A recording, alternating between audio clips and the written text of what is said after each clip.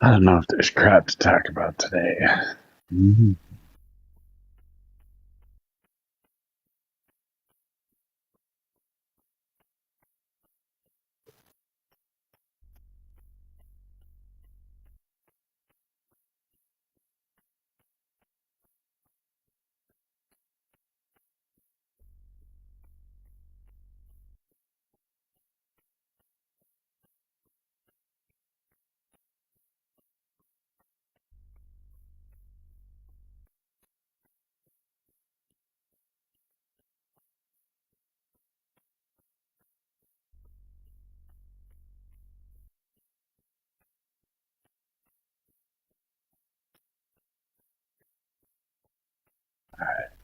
What's up, Tennis?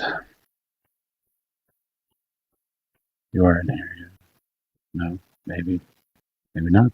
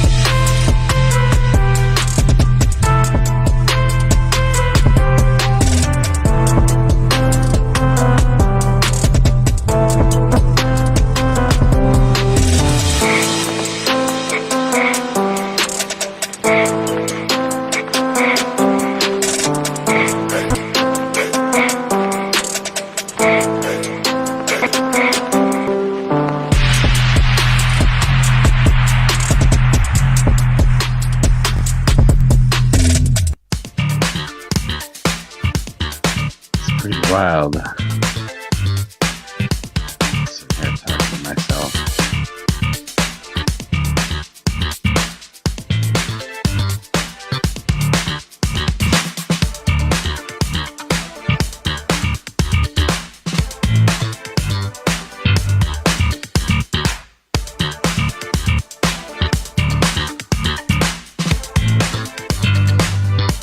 Sorry, octopus. No, no.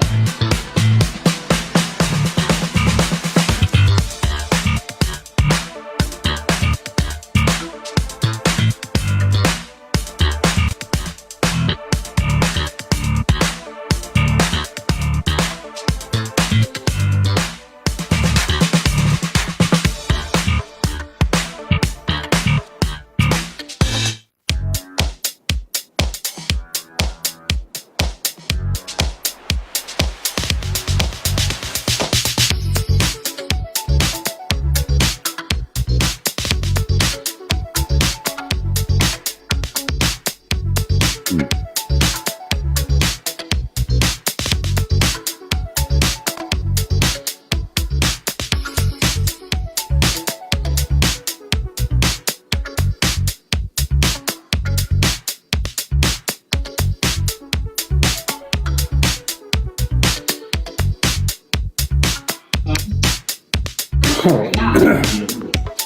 I think that it's really important, right? Because Nate, these people aren't.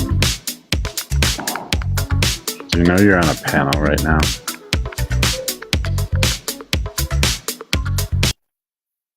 Nate. Hello. Oh, sorry.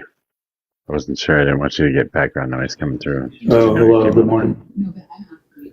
How many fetus 20 weeks, a baby. Did you know you came up on the panel?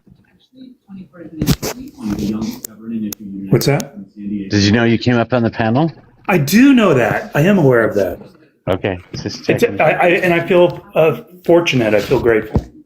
Oh, you How do? are you? How are you this morning? I'm all right. It's just another day, but are you grateful because it's the Lord's Day? Say a 6-week baby. Oh, you're Catholic? DNA. No.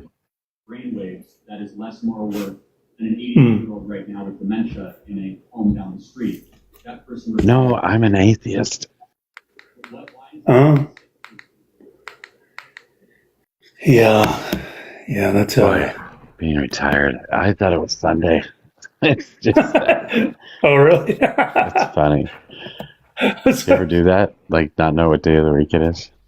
Yeah, actually, it happened recently. I'm retired, and and what was it? I was out, and I'm like, "Hey, yeah, it's Tuesday," and they're like, "No, it's Wednesday." I'm like, "Okay." I do that a lot. I always forget what trash day is too until I walk outside to smoke and realize everybody else has got their trash cans out, and I'm like, oh shit.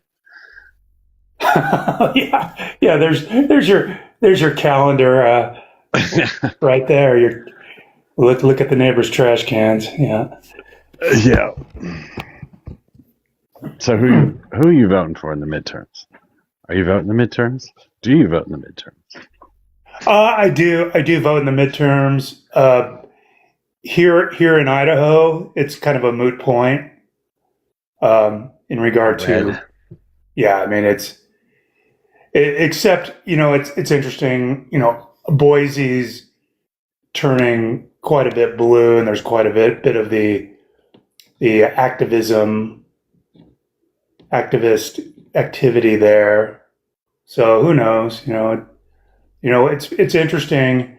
Once again, the Democrats tend to gravitate or reside in the big cities. Yeah, I'm generally Yeah. speaking. Well, Yeah. most people reside in big cities, though, right? Most, Well, most of the population. well, that's a good point. But there's quite a bit of population in the rural areas, in the I guess they call it the flyover states.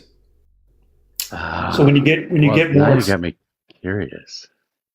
yeah, yeah, it's definitely a thing. When you compare, the population, I don't know how you would look at it. Maybe separate the urban from the suburban areas. All right. So it says.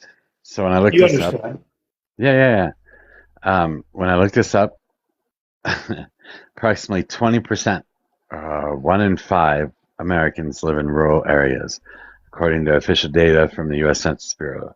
This accounts for about 66 million people living across roughly 97% of the nation's total landmass. So 80% of the people live in 3% of the landmass, and 20% of the people live in the rest of the 97% of the landmass. So your cities, your urban areas are going to have 80% of our population. Yeah, that's interesting. It's so interesting to have all of that at your fingertips nowadays. The reference, whether Yeah. you use it, yeah, it's so interesting. That's cool. So we don't have to just say, I wonder. Yeah, exactly. This morning I was making my breakfast and things, and I my toaster. Well, anyway, I bought a new toaster oven / air fryer, but suddenly the temperature went to Celsius on the baking temperature. I'm like, oh, how do I fix this? And so my smartphone was right there on the counter, and I just went in and said, hey, and it told me how. And so, but Oh, anyway, it's getting great. back, yeah, pretty cool. But getting back to that, I mean, it's still, but still, the point is valid and true that in the big cities, it's mostly left-leaning Democrat. So there must be some logical reason for that.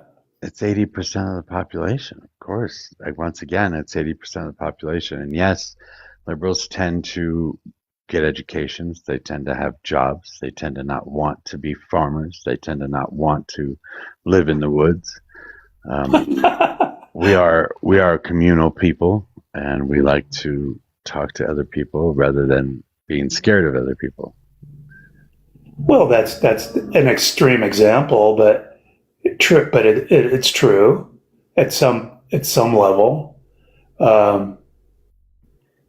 Yeah, I mean, there's duality in everything, and 50 Shades of Grey. So you just throw fucking shit terms come out right on, now. cliche. It's cliche Saturday. Come on. But no, that's how I feel about things. Like I think as a species or in the media, politically or whatever, people want to just neatly label something and categorize it and store it away. What do When you there's a think lot. people? What do you think people live in rural communities? Well, that's what we're talking about. Well, no, it's not because I mean, from your perspective, you're in a bigger city. Not that No, I know actually, exactly I'm which actually, city you're in, I'm actually, but I'm actually not. I live in a town of 15,000 people. okay.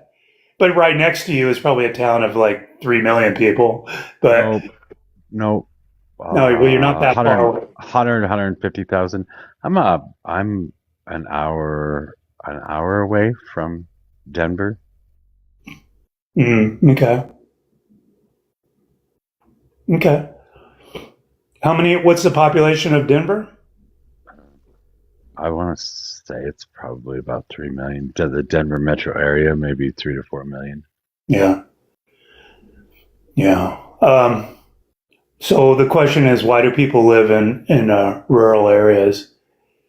You know, Yeah. a lot of, well, see, I grew up in Southern California and lived in San Diego up until 6 years ago. And I moved to Idaho during COVID. Not that anybody cares, um, but the point is, up here, people have been living here for generations, and a lot of that is based on, I mean, obviously based on lineage, but there's a lot of by choice because there's quite a migration from the big cities to the rural areas, There's not. and well, yeah, there is quite a bit. There's not. No, there is quite a bit from California if you look at the numbers. No, California is still gaining population as well. We took in a bunch of Californians back. Colorado did. Took in a bunch of Californians back in the late '90s, early 2000s. But Yeah, Californians tend to move. They move because they buy a house and then it's doubled in value, and they've got $1 million to spend, so they sell their house for $2 million and go live in Arkansas or Colorado or Texas or something and buy 3 rental properties plus another home with the money that they made off their home in California, and they live high on the hog. That's what Californians are known to do, but yeah, they that still grow in describes me. population. That actually describes me to the T. And but from my standpoint, for my life, I wanted to be near. I lived a few years in Colorado, and I like the being at a ski resort, a resort town, or hiking in the mountains, that kind of stuff. And I think that kind of stuff is very popular. And especially, I think it got more popular with COVID. People wanted to get out and about. And but anyway, getting back to the point of the political affiliation. Um, I think and I hate to say this, but I think one aspect of it is that the Republicans or the conservatives want a lesser government, more freedom, liberties are important, lesser tax. I can take care of myself. I don't need the government taking care of me. And then the Democrats in the cities are maybe a little it's converse to that philosophy. Once again, communities, building large communities, and looking for better work Oh, opportunities, stuff like that. But I will say, I'm looking this up too. So in 1790, 95% of Americans lived in rural settings. In 1920 was the first year where the majority of people living in urban areas exceeded the people living in rural areas, and it's gone down ever since. So 36% in rural in 1950, 26% in rural in 1980, 2010, 19.3% rural, and today somewhere between 14 and 20% rural. Yeah. So And more people are sure. moving away from the rural areas and Well, into cities. Always yeah, have been. I would think that would be the case. It has to do with the evolution, of our society and our citizens and the people as things become more developed. Can people look for conveniences and luxuries, and that's going to be in the big city. Living out here, coming from where I was in San Diego, now now I'm like director of home maintenance over here. I've got 2 acres, and like last night the wind was like 40 miles an hour randomly. It's like, okay, it's just more work and more, less of those conveniences and things. And so it makes sense over time, when you're talking about the time period that all of this happened. Yeah, I mean, it makes sense that less and less people are in rural areas. Yeah, so your whole purpose was to say that Boise is growing and liberals are moving in, right? Okay, yeah. I mean, And that's what you were saying. That's no, what you said. I don't care. I don't really care. But I think Idaho's got a long way to go before it starts turning blue in regard to the like electoral college and things like that. Um, no, I think it's. I'm not really trying to having my discussion pertain to politics that much, but just human behavior and what the why behind it for an Well, understanding. I would Yeah. suggest that Idaho, most people don't like being called a hoe, and so living in Idaho is not very Like, advantageous.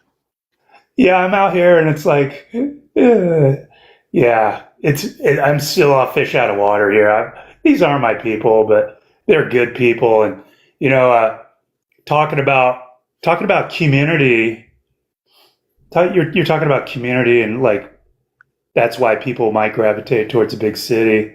I beg to differ. I think the sense of community is a function of population. So when you're in the big city of like 3 million people, you become anonymous to others, and you don't recognize others, or like running into somebody at the grocery store kind of thing. And I think as a species, that's what we need, and that's what we yearn for and need as individuals. So here in my little town of Shelley, Idaho, uh, we all know a lot of people know each other. That's quite a network, and it's a nice community. There's some really good folks, and so I don't know, but there's that aspect of it. Um, okay. Oh, yeah, I don't understand what you're getting at. The sense of community. I think it's a function. I'm saying, to recap, the sense of community is a function of population. So when you get a huge big city like in New York or LA, people, and you heard me say what I said, but that's what I believe, that we become a community or a society of individuals, and individuals, they need to feel the sense of belonging and a sense of a network. And of course it's always going to come back to immigration with me, but that's one of the things we lose if we don't share the same culture. We don't we don't have the same lifestyle, the same values and beliefs. We're going to lose that sense of community.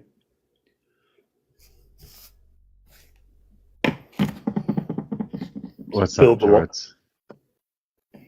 Oh, not much. I think you hit the nail on the head, Mojo. I think it's largely to do with like liberals more likely to go to college and they incur debt and the jobs are in the cities. But I think the primary driver really is there's less people to judge you for having relations with your sister in the woods.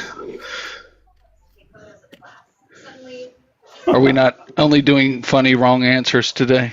That's kind of what I picked up on the convo. Oh, that's pretty funny. Well, that seems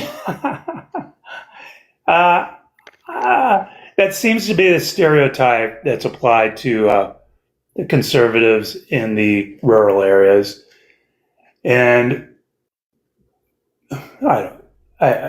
I think it's just propaganda, and it's just bullshit. I mean, we inherited it from the English nobility, if we're being honest, right? It's just carrying on tradition in the colonies.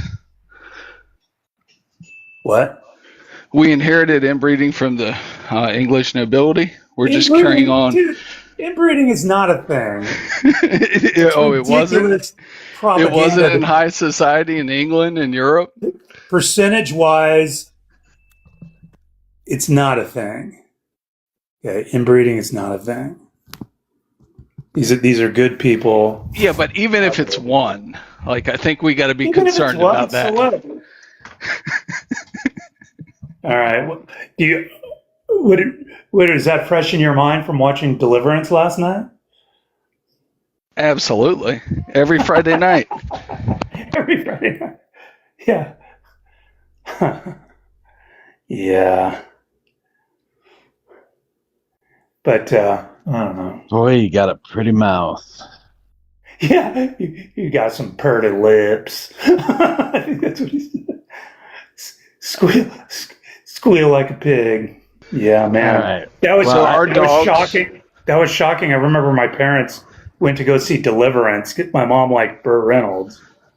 And it was a big shocking. They had no idea what the movie was about back then.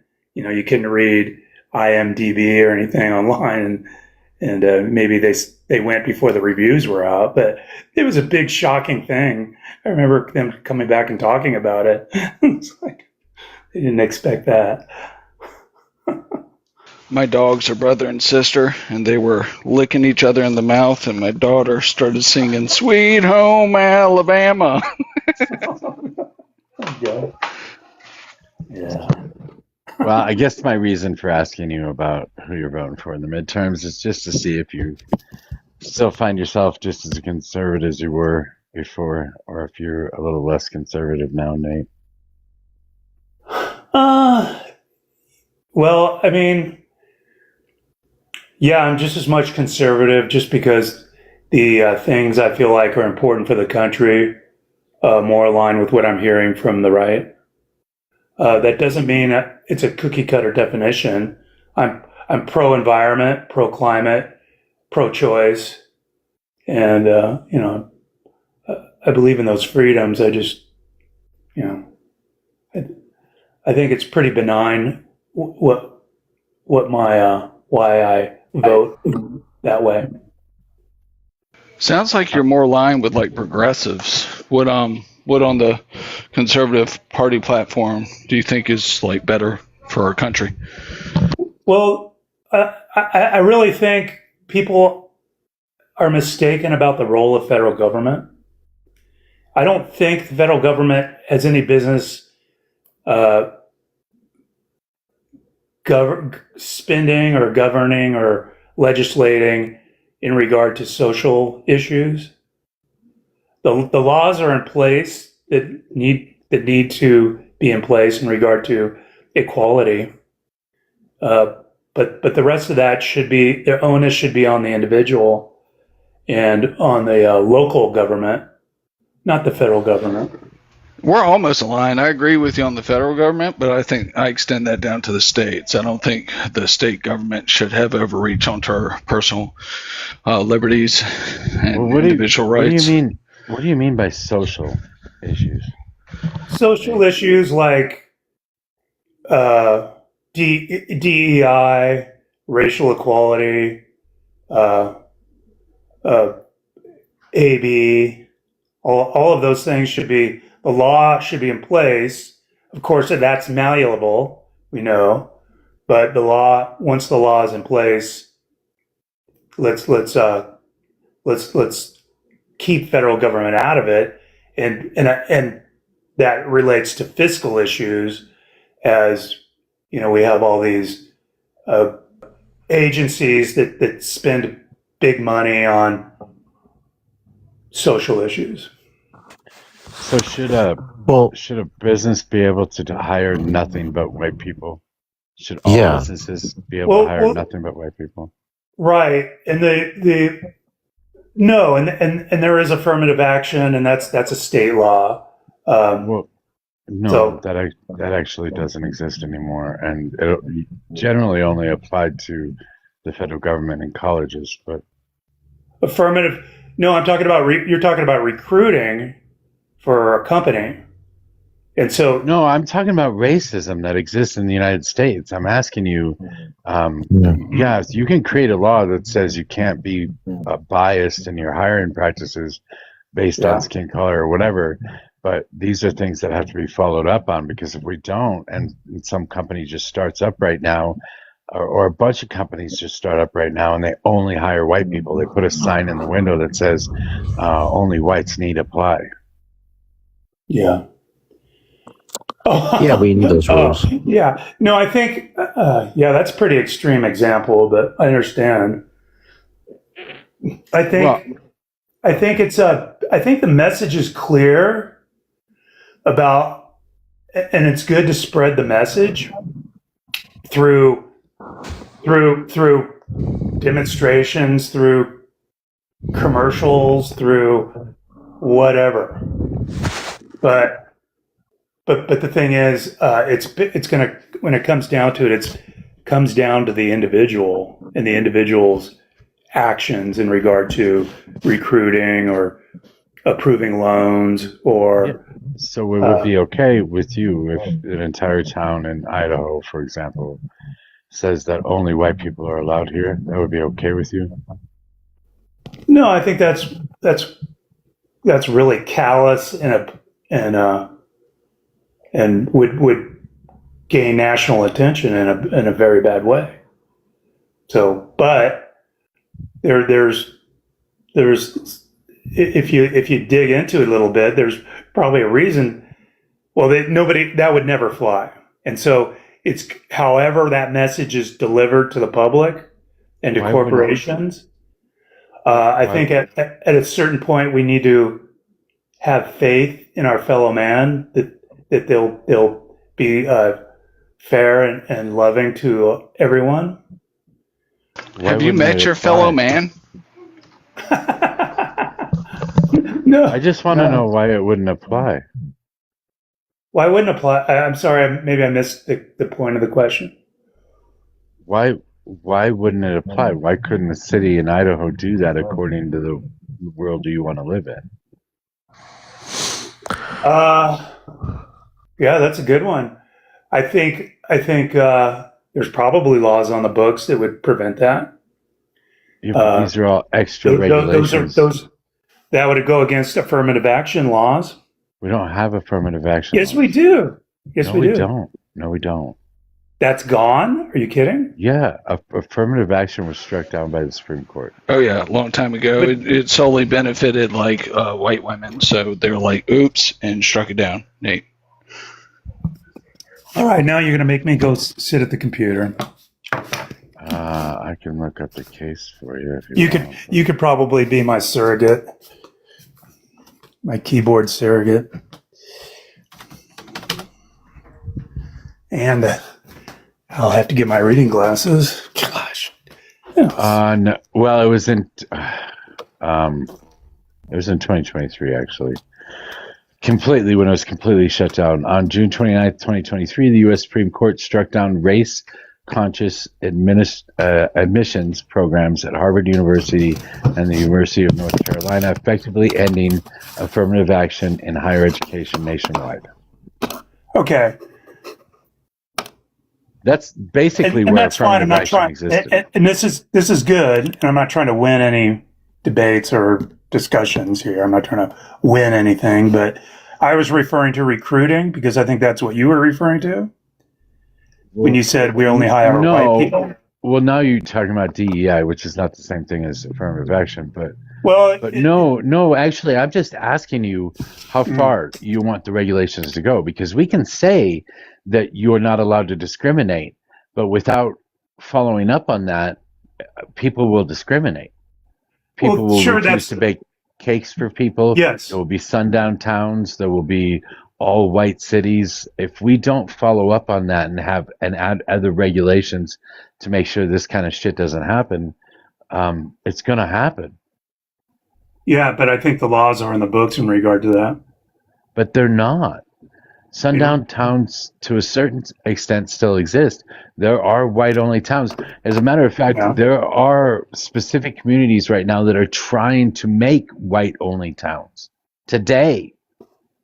And is that okay?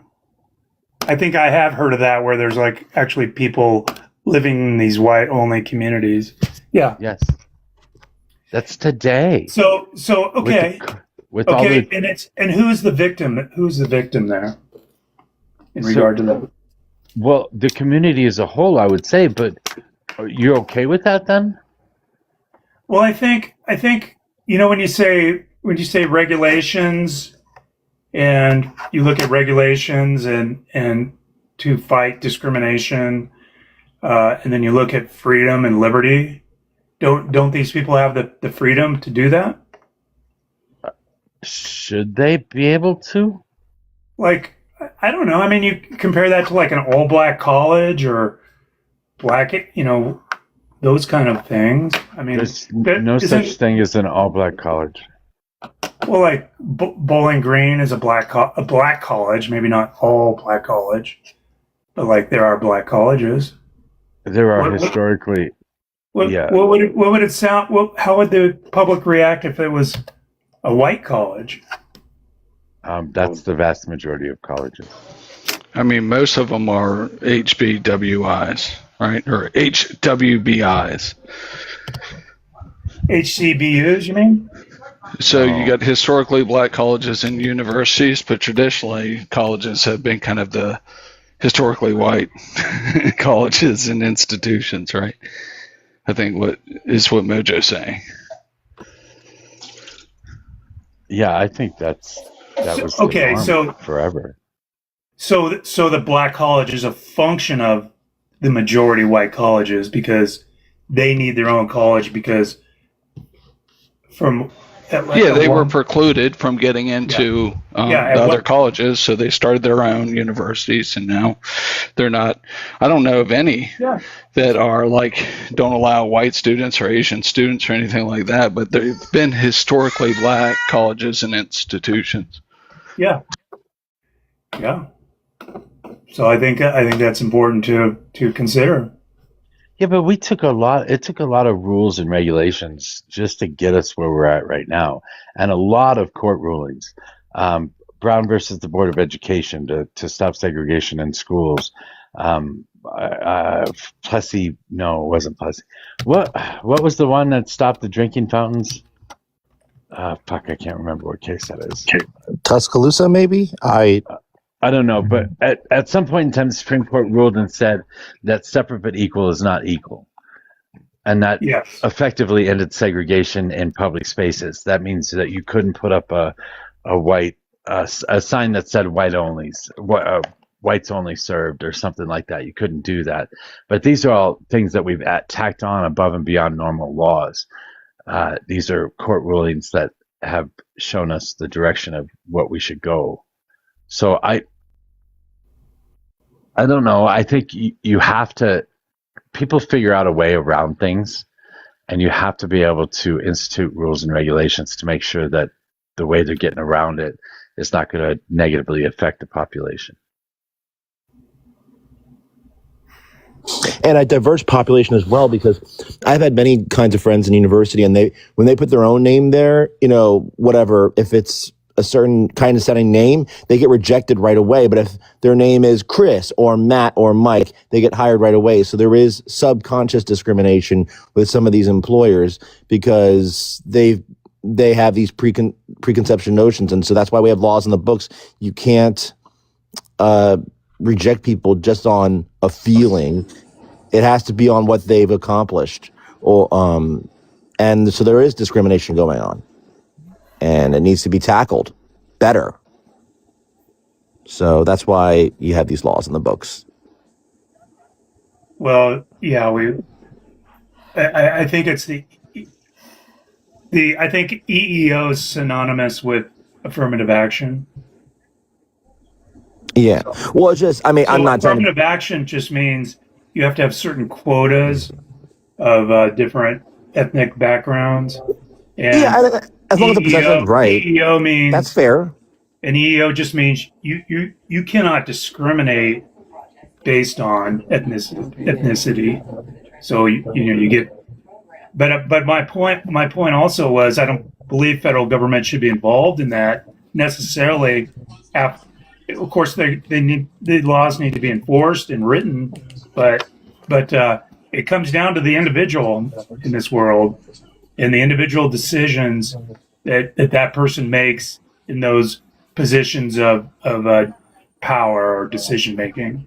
No, but there's so large groups of blacks and Hispanics who are discriminated against who have that black sounding names or Hispanic sounding names at large. And they're so highly qualified and yet they're turned away. I've heard this happen before. I've lived in Philadelphia and I've heard so many stories of them being turned away. I'm like, you're a smart dude. You're about to be an accountant. Why are they rejecting you? And he's like, well, they just don't like the sound of my name. And it's like, and you think they wouldn't accept them, but it's a mess. I feel for them. That's what I'm saying. Well, another way they've gotten away from that is DEI programs, especially in like accounting and law firms. They've traditionally have target schools, right? They only pull from Harvard or Yale, or these different top tier universities, right? And that one isn't a great business practice because the top students at any university are going to be comparable across the board. But when you're doing that, if that school has a kind of non-representative pipeline, right? If they aren't practicing equity and equality and they're preventing minorities from entering their institution, that pipeline creates a kind of racist, it's kind of a racist pipeline, right? Because if they're only targeting schools that are predominantly all white and historically, kind of push back on minorities getting in, then they're essentially just hiring all white people, right? Well, here's the thing. They eliminated DEI, and Trump being elected, being elected, is basically a permission to be racist. Because we kept Trump out of the conversation for a good 12 minutes there. Okay. Sorry. Well, the thing is... strong on my opinion here. No, that's fine. But the thing is... and it's a fact, actually, not just an opinion. It's a fact. Okay, here we go. Sorry. All right, I'll leave the conversation. You don't have to leave. I think the point is, I think we have to be careful of labeling things from the liberal standpoint of what the current administration is doing. But when there's an agency, DEI agency, and offices that are funded to the tune of billions with the label DEI, is the fiscal point I'm trying to make as far as what the role of federal government is. The federal government didn't have an agency dedicated to DEI at all. It wasn't considered an agency, but there was offices that were and staffing for those offices that were labeled DEI. So I'd like to push back on you a little bit. Wait, I don't know. Go ahead, Mojo. I don't know what you're talking about. Okay. I don't know what offices you're talking about, these employees that you had. DEI for the federal government generally just existed in the forms that you filled out. So the different checkboxes that they put on forms and shit. When Donald Trump came into office and said that he was ending DEI, what he did was tell the programmers that work for the federal government to just go take those checkboxes off. Okay, well go ahead and Google or plug in DEI spending. I mean, that's basically the bottom. There's no That's spending whether it's an for it. off, There's whatever no you want to, spending for it. There was whatever you never want to any label spending. it. Well, yes, it is. Yes, No, it there is. wasn't. Well, that's from my research. That's what I found, and I could be wrong. I could be wrong. So Well, you're that's conservative. fine. I'm sure you're used to it. Well, I think most of the spending DEI in the corporate world has been shown to improve bottom lines. So if you want to approach it just from a fiscal responsibility standpoint, if that's proving out true in the private sector, it would lead me to believe that in the public sector, DEI would be a worthwhile investment, paying a return in the future. So I would say that it would be fiscally irresponsible to not invest in DEI. So We're just talking so the you just said finances. at the corporate level, DEI will it maximize or increase profits? Yeah, it's been shown that it has improved profits. Yeah. Cool. How does that work? Huh? How does that work, and why is that happening? There's several studies out there, so you'd have to look into the different studies. Well, I'm asking you how DEI increases profits. So when you get people of different backgrounds, right, together, you have a bigger brainstorm, a pool of information and opinions and perspectives, and you're more likely going to get to a better outcome because you're considering more possible routes forward. Before, if you have like a limited scope of people involved, they're, from their nurture, their upbringing, they're going to line more often in their solutioning and recommendations, so that you might just completely pass over the best route and not even be able to explore it. I'm not saying that all the good ideas are coming from people like minorities. What I'm saying is when you get a bigger pool of ideas together, you're much more likely to have the best possible outcome.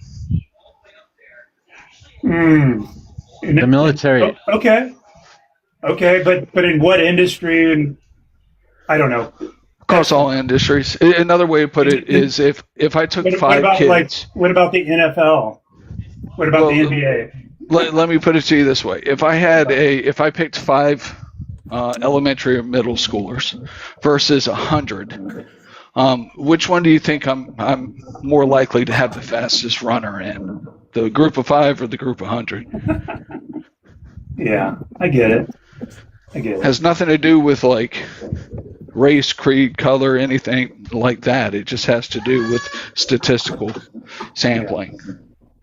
Yes, exactly. I can confirm because I work in the AI industry myself. We have a wide variety of Indians, Blacks, Hispanics. It's like a United Nations of diverse ideas. And actually, when one person, Tommy doesn't think of one solution, someone else, Sammy, who's Indian in New Jersey, whatever, he thinks of it totally differently perspective, and it solves one of our unique problems better in handling our search engine. So we appreciate diversity of people. And if it weren't for those laws, some people might be subconsciously biased to hire only whites. And that's a problem because we all think a little bit differently to how to tackle the same problem of not, relaying results appropriately to the public. So, yeah. So race and culture go hand in hand. And so you're saying somebody from a different culture in a bare bones, high level code writing fashion brings something different in regard to that? They have different kinds of education, different ways of approaching a puzzle. So some people might say, oh, go about it this pathway. Someone else might say, no, try this pathway. Oh, I foresee a problem that you didn't consider. But that's a function of race? Yes, it is, because I feel like some people have different educations, depending on where they were in the world. Some people who may have been educated a certain way in India might have been educated a little bit different with a different teacher in America or England or Africa. So no, we appreciate their different approaches because they may have been taught slightly different curriculum to tackle the same thing. So, and they may have studied extra computer coding languages that other people did not study. So, but I think what we're really talking about is recruiting and equality in recruiting, and why would there be an all white staff somewhere? And there could be reasons. Could be the pool of applicants. The thing is, if you come in, you go into a company randomly and say, hey, why is all your staff white? Of your 16 coders in the programming department, they're all white. There's a detailed story to tell about how that came about. So wait, you believe that racism exists, right? That people can be racist? Oh yeah. Okay. But so what if that person doing the hiring is just racist? Well, that's making that's my point. Is you're making a big assumption, and there could be more. So are you? Well, no, I'm not. I'm just posing the possibility of it might not be what it seems on the surface. That there's some extenuating circumstances. But it could be what it seems on the surface, right? Well, yeah, and that it could be either way. It's going to goes back multiple shades of gray. And what's funny, Nate, is like it's the opposite of what you're talking about. Like most like Fortune 500 companies see a lot of the coders being predominantly Indian, from what I've seen. This is anecdotal. Yeah. But yeah, so it's so is that racist in itself? I don't know. You tell me. I call Amazon customer care, and it's all Indian and Indian people. I mean, I don't know. But I mean, you tell me, Nate. Is that racist? Well, I think I mean it could be. If you're looking for something to be racist, maybe you'll come to that conclusion based on your empirical data that you came about in your analysis. But the thing is, there's also a lot of aspects to it that need to be considered. There's also a thing called self-segregation, which is the brothers like to hang out with the brothers. The Asians like to be in their Asian community, and they just like to hang out with each other. So socially, and also socially, but also that could carry over into the workplace. That you feel more comfortable with a bunch of Asian guys or a bunch of Mexican guys working on construction projects that are all speaking Spanish, whatever.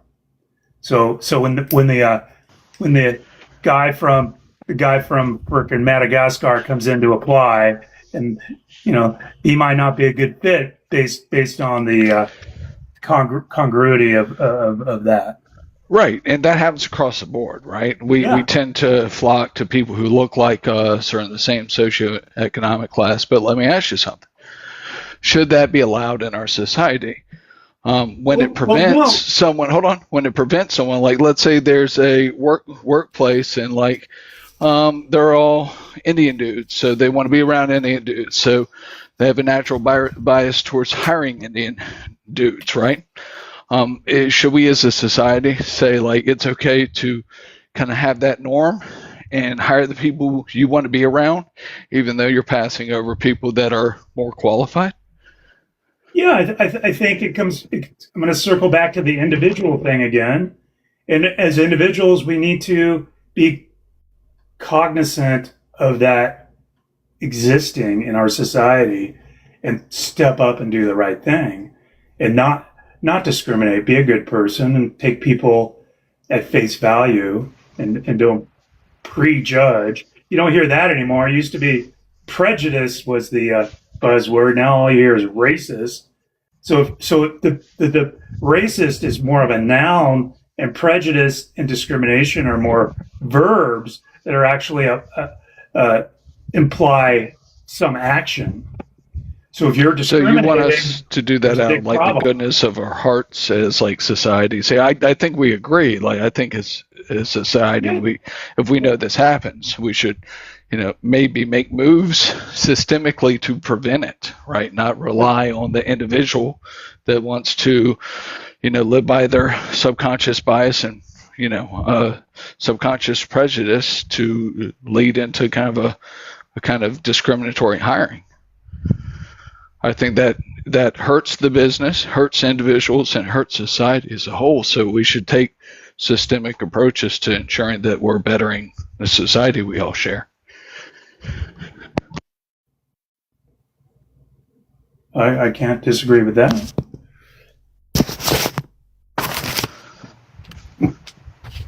But that would require, like, at the federal level, that we put places in effect. And No. You don't have to so get that at the one, state level. no. So that's what I think the federal The level. point is, people can't be That's what I think the forced. federal level. You can't be is for, right? forced into behavior through legislation. You can't force people. You can guide them. What about Title IX? What do you mean? What about Title IX? We already have Title IX in place to prevent discrimination in the workforce on immutable characteristics like gender, That- religion, race, Yes. country of origin. So, do you want to Yes. straighten that down? No. My point is that the laws are on the books, and let's just leave it be, and let us live with freedom and liberty and make our own decisions and have some faith in our fellow man that the right thing's going to be done and that people are law abiding. But do you think a law in place with no enforcement or adherence to law is actual law? Like, it's just a piece of paper at that point. That's a really good point. A law is a moot point unless it's enforced. So that's very good. You are So right. if we have an administration that's not enforcing Title IX and making moves to make it harder to enforce Title IX laws, you'd be against that then, right? Yes, counselor.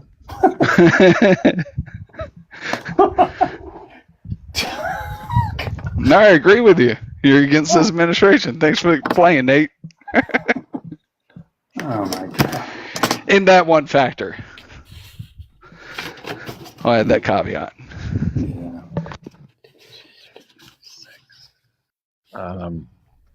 Okay, so I looked it up. According to Donald Trump, the Trump administration, in 2025, we were scheduled to have $2.3 billion in DEI funding for the federal government. Yeah. All of these sources are questionable as to whether they are considered DEI or not. There are Everything is questionable when it comes to sources. Everything. No, not this. Well, I'm not talking about Donald Trump specifically. I'm talking about the fact that we don't have like DEI offices. We never had DEI offices in the federal government. These were just programs. These were grants that were handed out to organizations, stuff like that they deemed to be DEI, and they got rid of them. That's $2.3 billion. Oh, okay. That equates Right. to about 10 cents in federal tax dollars for you. About 10 cents. Oh, I get it, but and thank you for clearing that up. It's basically the private sector and it's government funded. Regardless, it's on the ledger, and Well, once again, that's only so Donald But Trump the thing saved is- you 10. Donald Trump saved you 10 cents a year when you pay your taxes. I know By it's firing a bunch. it's extraordinary. The federal government spends like $20 million every 5 minutes. Every in 5 minutes, $20 million is spent every 5 minutes. We have a $30 trillion GDP. Yeah, so we have to work for free for frickin' a year and a third to pay it back? That's a lot of time. 10 cents. I just told you that the DEI that Donald Trump No, pulled out Okay, was accounted for I 10 understand. cents of your fucking tax dollars. 10 fucking cents. I know, but it all adds up. This would cause you to vote for Republicans that are going to get us into endless wars and increase the deficit by no. $2 trillion. Because this year we're looking at a $2 trillion deficit because of Donald Trump. But they did cut the funding for the grant that helped transition high school students in Jersey. Well, well, It's you got to just wild. Okay, so those are the things that bubble up through liberal corporate propaganda media that you guys latch on to, that this is wrong. But I'll guarantee if you look at the books, they were slashing a bunch of stuff, and it I needs just to be done. fucking did. Nate, 10 do you cents. disagree? Dude, you're saving 10 cents. You're saving 10 cents to have Donald Trump give us a $2 trillion deficit. Well, okay, so what's the math on that? What the amount of 2 taxpayers? So 2 trillion. billion divided by the 2 amount of taxpayers? 2 trillion is 2,000 billion. I know it's That's insane. $2 trillion. That's our deficit. I know. That's what. Yeah, that's how much Donald I Trump is agree. spending this It's year above and insane. beyond. That's how much Donald Trump is spending this year above and Well, beyond our friggin' budget. Trump- That's this how is much. Can I please finish my statement? Will you let me? Yes. Thank you. That's how much Donald Trump is spending above and beyond our budget this year, $2 trillion. You were talking, and then he said he cut $2 billion worth of DEI spending. Why the fuck do you have to interrupt me? Somebody's coffee's kicking in. Okay. No, it's just obnoxious. I haven't said anything forever, and here you are interrupting me trying to make a goddamn statement. I apologize. Go ahead. I apologize. Well, fuck, I don't even know what the fuck I'm saying now. Jesus Christ, you're obnoxious. Oh, shut up. You're talking about the $2 trillion that Trump is spending. Go ahead. Well, the thing is, Congress is in charge of fiscal policy and the budget. Irrelevant. We're drunk on government spending, and we have been that way since for 20 years. And it's wrong. Republicans. No, you can't. It's not a partisan thing. It's not a partisan thing, and it's wrong.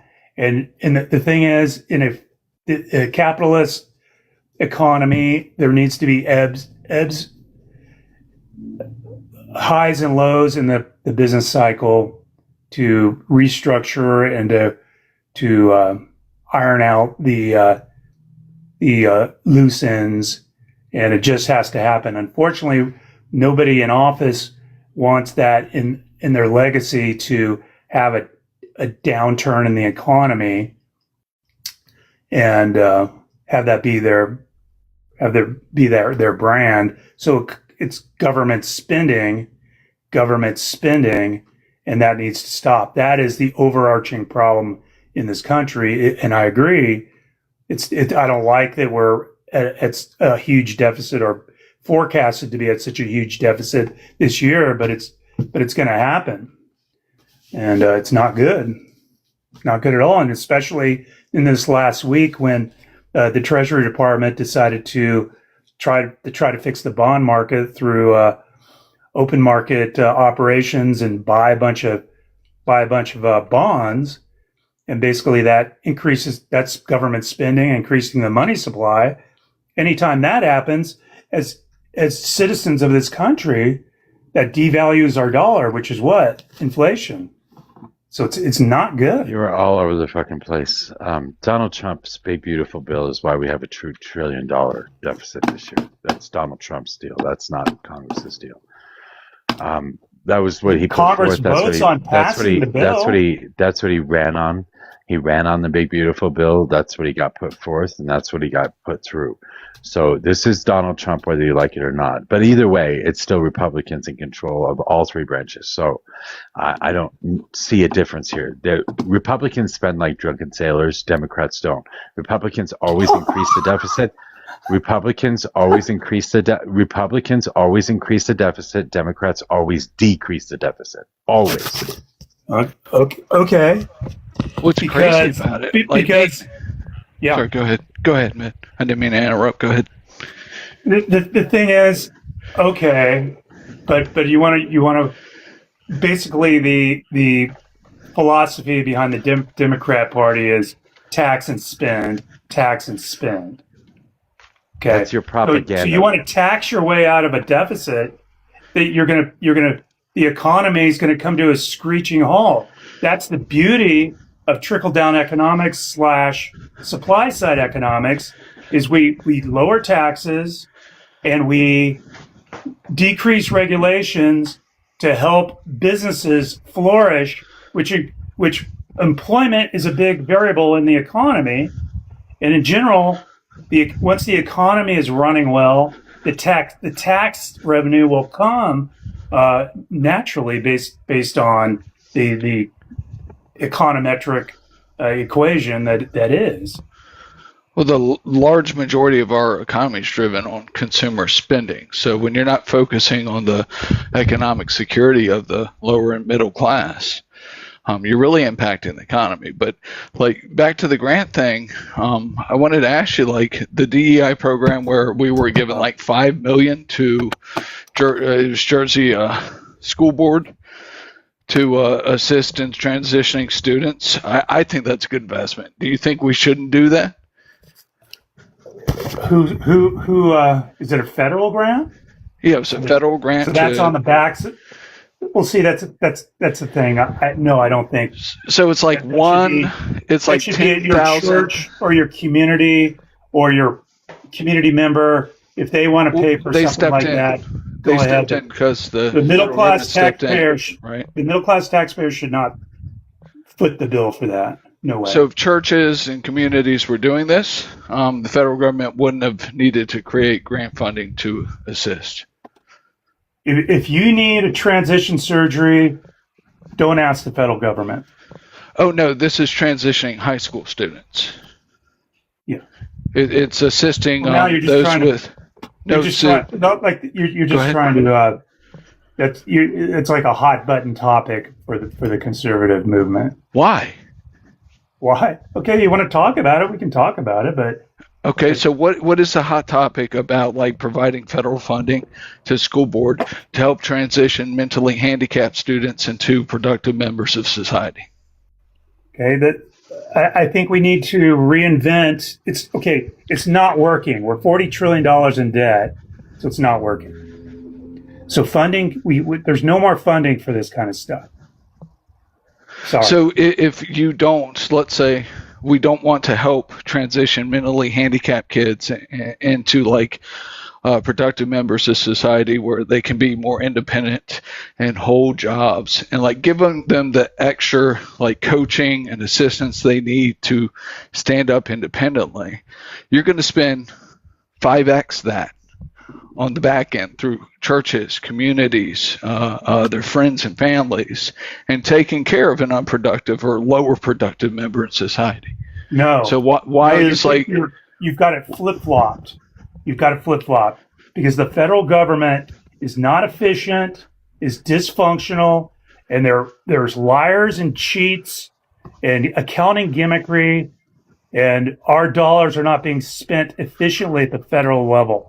Well, that's why the federal government isn't running it. And so they're giving a grant to private institutions to execute on the training. I'm not arguing against the benefits of helping these people who are underprivileged or in need. I'm not saying that. I'm saying the resources need to come from somewhere else, not federal government. It hasn't. We're bankrupt. It's over. We got to slash these things. So the resources come from our tax revenue, which is community pooled revenue sources. Why don't you how about your county taxes? What does that go towards? Let's audit that. I mean, I guess you'd have to look and see if they're paying more into the federal government at the state level. Everybody wants to focus on the federal government and hold the federal government responsible for all the plight in our society, or the president for that matter. And we have to shift that. That needs to be shifted. So do you think we should just stop taxation for the federal government and just let it all go back to the states? Well, that's an extreme example, but something like that. But when it comes to my point, if that happens, I'm down. How long do you think before California just takes over the United States of America? Wow. 6-7 years, something like that. California has the fourth largest GDP on the face of the planet. Yeah, that's what Game Show Gavin told. Go ahead. Sorry. Out of all countries. So if you want to split it up to the states and you want to stop sending money to the federal government, California will make more money than all other states combined. And they will take over the rest of the country. So then we live in the United States of California. Okay.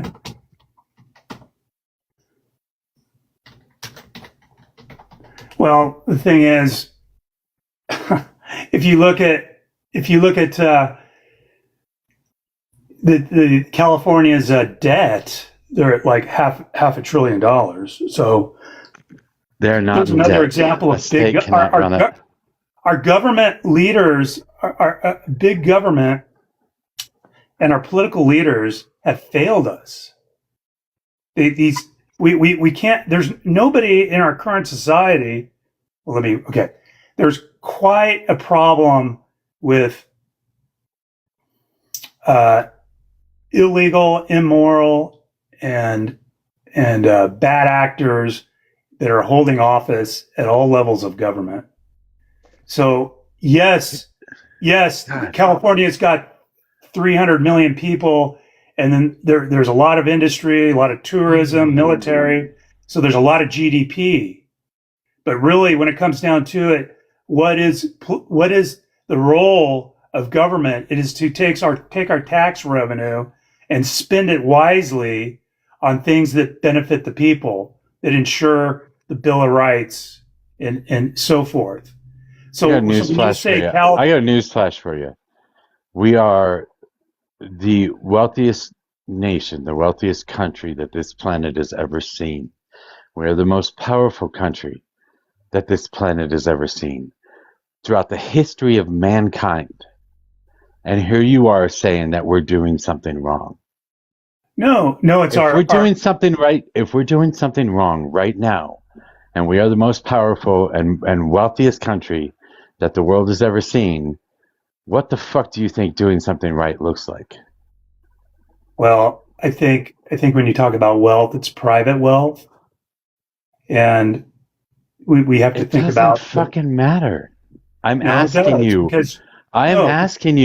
The combination of everything that we've done in this country has led us to this point in time in history, and at this point in time in history, we are history.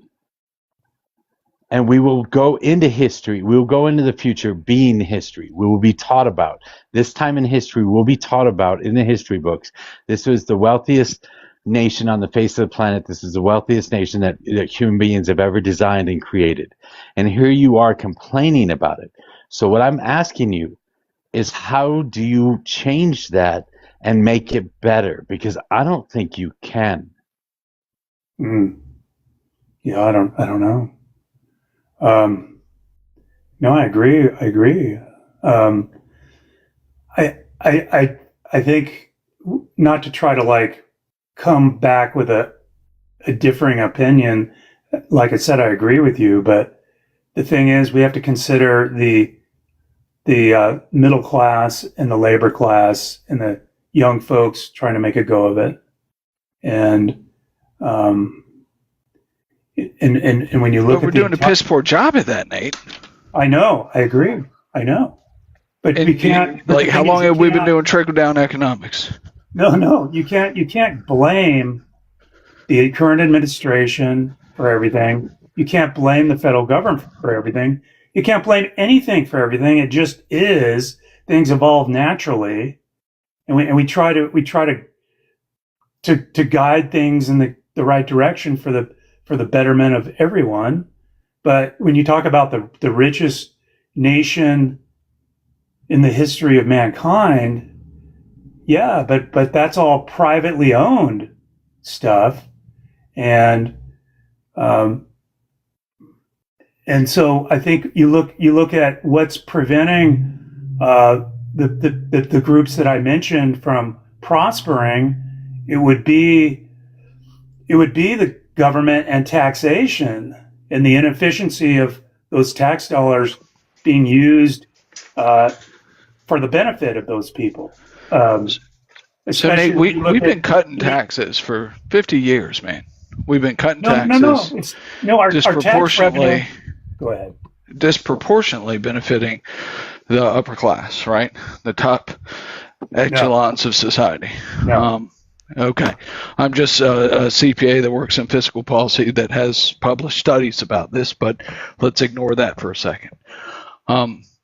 There is a direct correlation between us implementing trickle-down economics and the speed up of the erasure of our middle class, right? Yeah. What we're doing, we haven't been doing. Like, I think you'd agree with me with this statement. We've gotten incrementally worse over the past 50 years for the middle class and lower class in this country. Do you agree? I think somewhat yes, but if you look at the graph, it's the top 1% has elevated at a higher rate than the middle to lower class. So Much higher rate. They're still on the their upward. Ownership of all the assets and private wealth has grown consistently, where the middle class and lower class has stayed steady or shrunk, right? Yeah. No, because no, it's one piece of a middle pie class, when yes. you look at it. Yes, that's true. But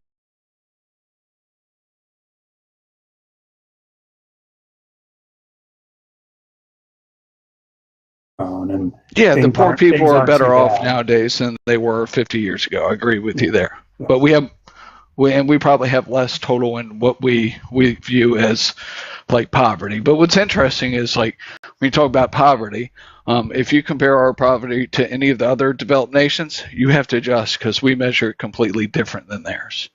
And they're all kind of aligned in the way they measure poverty. So we have these rose-colored glasses around like our actual poverty level because we tweaked how we measure it, the methodology of it. But if we've gotten incrementally worse over the past 50 years, something's driving that, right?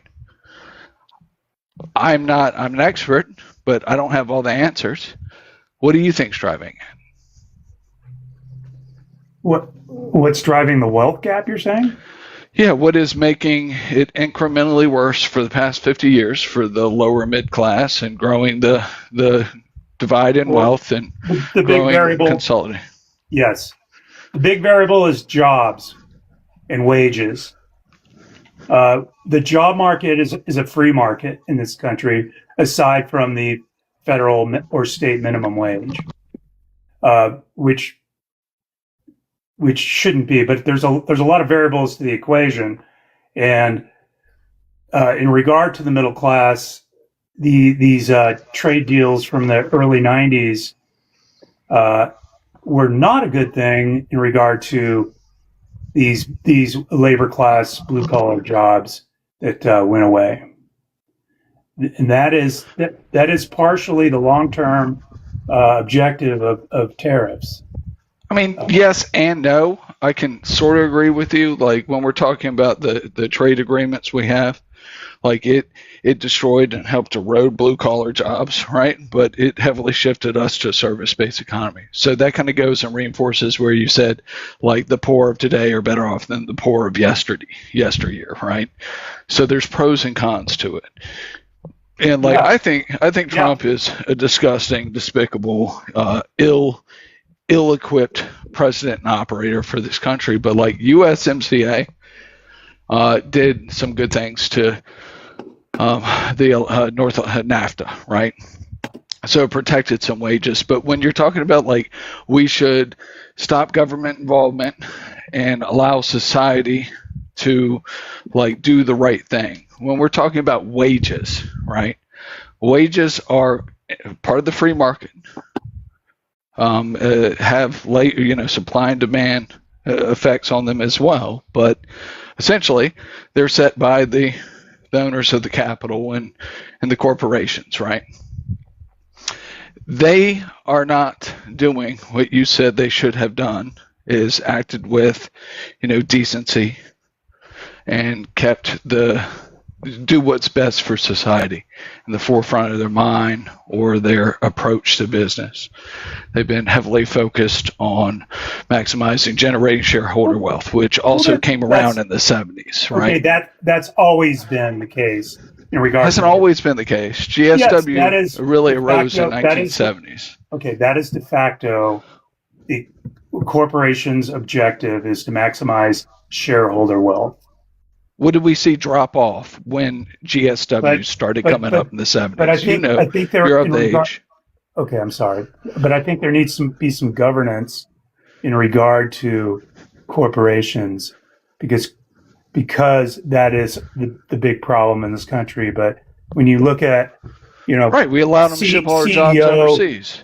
Right. Well, there's that, but I'm shifting over now to corporate, multinational corporations, and the people that are employed here in the U.S. But the wealth gap that's generated by like CEO salary versus line workers, the multiplier is crazy.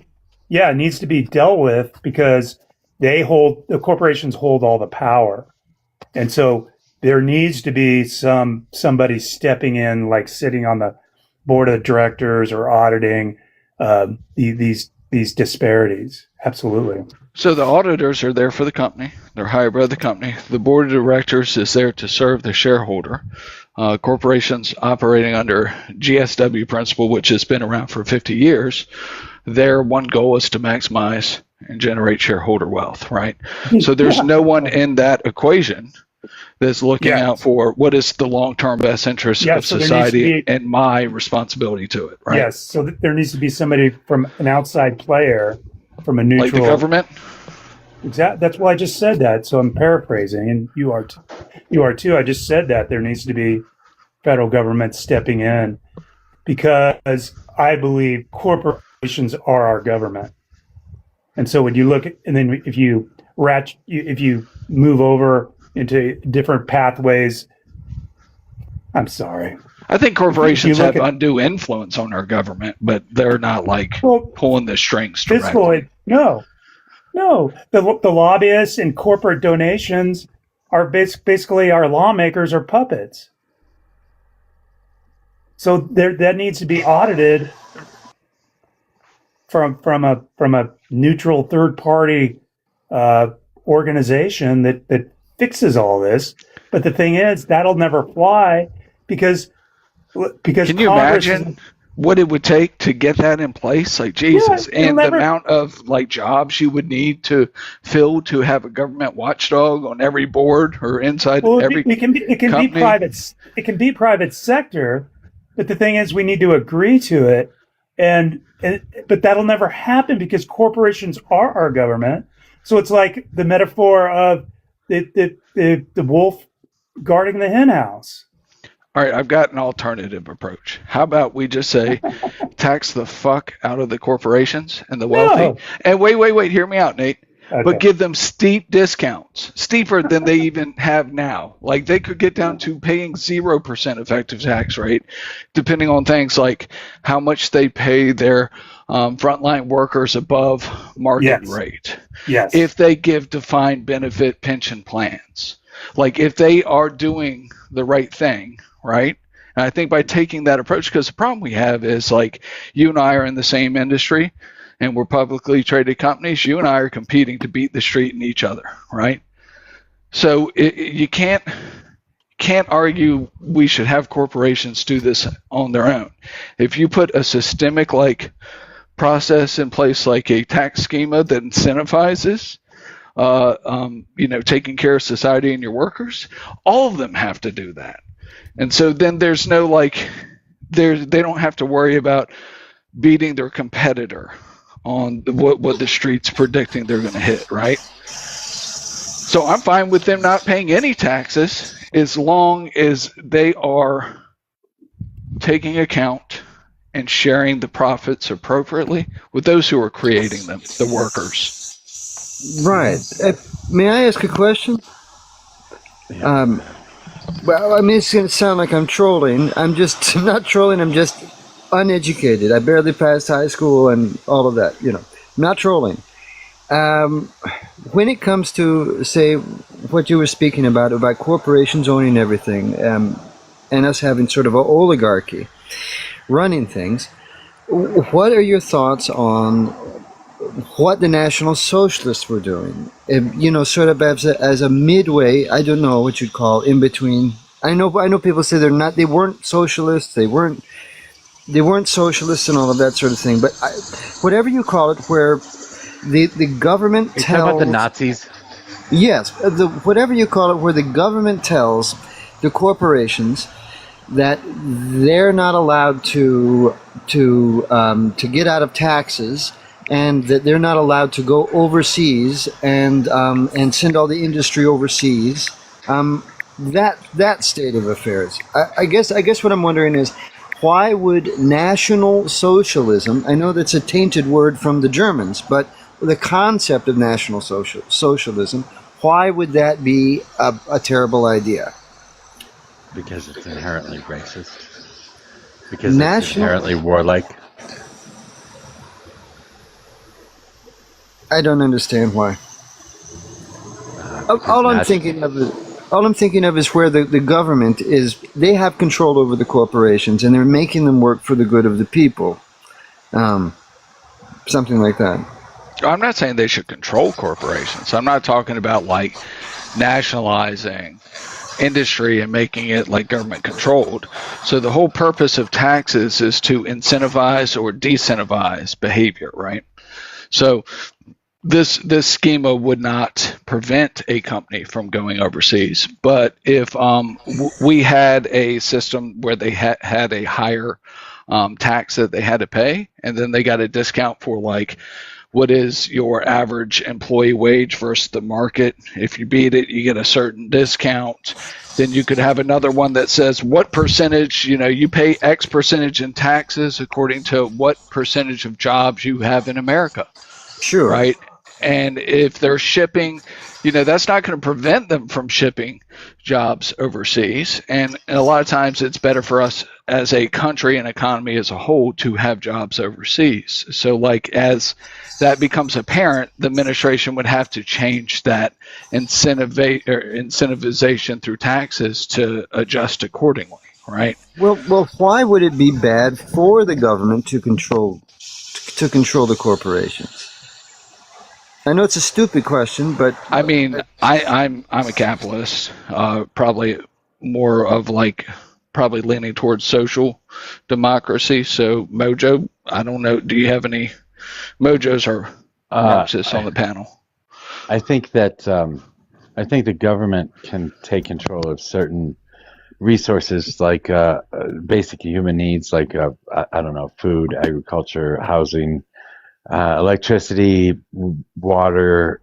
These are all things the government should take care of. Anything above and beyond that should be done through private means. I want to get rid of corporations altogether and move to a co-op system where co-ops are actually creating all the products, and the co-ops work in a egalitarian way. So the CEO gets paid as much as the janitor. They have equal shares. Whoever the laborers are the people that have the equal shares in what the company profits and losses are.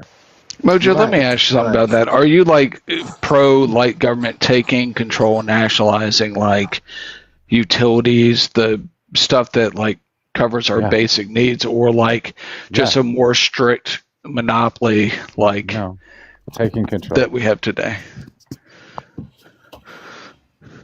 Yes, taking control. Just to add that marijuana is legal in Colorado, you guys. So keep that in mind. Yeah, that does make sense. Well, I think it's a bad idea for electricity to be run through the government?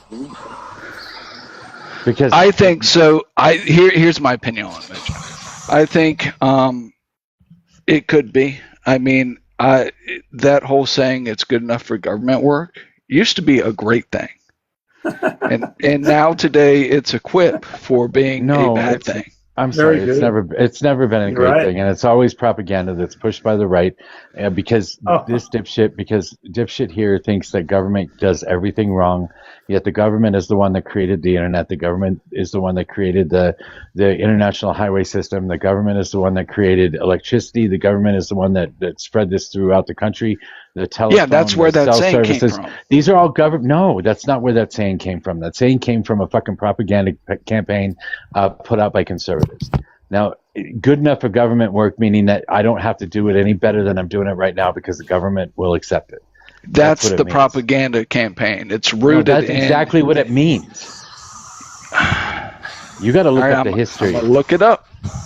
Well, I don't know. I mean, I'm actually not trolling, but I like the idea of National Socialism, or the idea. I understand as it because you're a Nazi and because you're a racist as and do you know what a nation is? I don't think he really does, Mojo. I don't think he does. Can I finish my sentence? I say I like Yeah, the sorry. idea because it's the idea of the government as the autonomic nervous system of the body politic. It's the idea of the nation as a group of people, whatever they are, the Vietnamese or whatever they are, and the government's job is to do the job. It's the idea of the nation as a body, and then the government does the stuff, the autonomic nervous system stuff, like the roads and the schools and the pumping of the heart and the breathing of the lungs that is unconscious, so that you can do the rest of the work of living.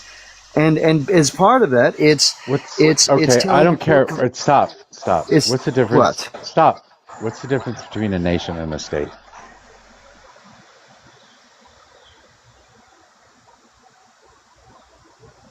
The state's part of the nation? No, nations are part of states.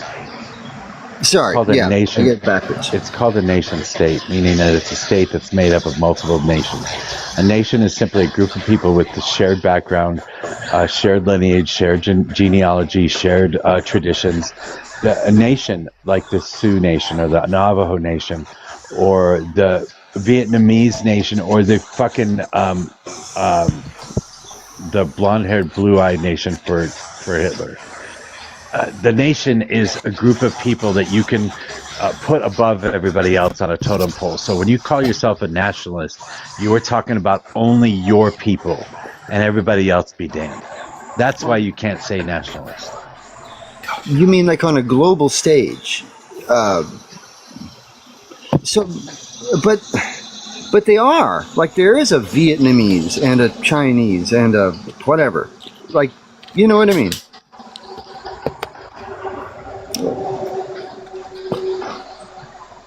I mean, is your idea that they would all feel like that the Vietnamese and the Chinese and the Hungarians and all these people would ultimately feel like they're one thing?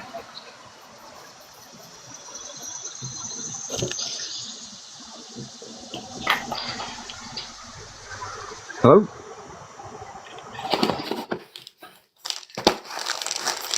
Mojo, you there?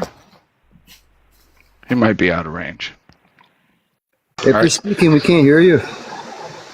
Mojo, while you're getting back to the mic or fixing your thing, I just want to regale you with the history of the Good Enough for Government work. So if you look in No Ordinary Time, it originally originated in World War II time, and it was used to describe the wartime production that was done to such exacting quality and performance standards that could be used by the military to help win the war.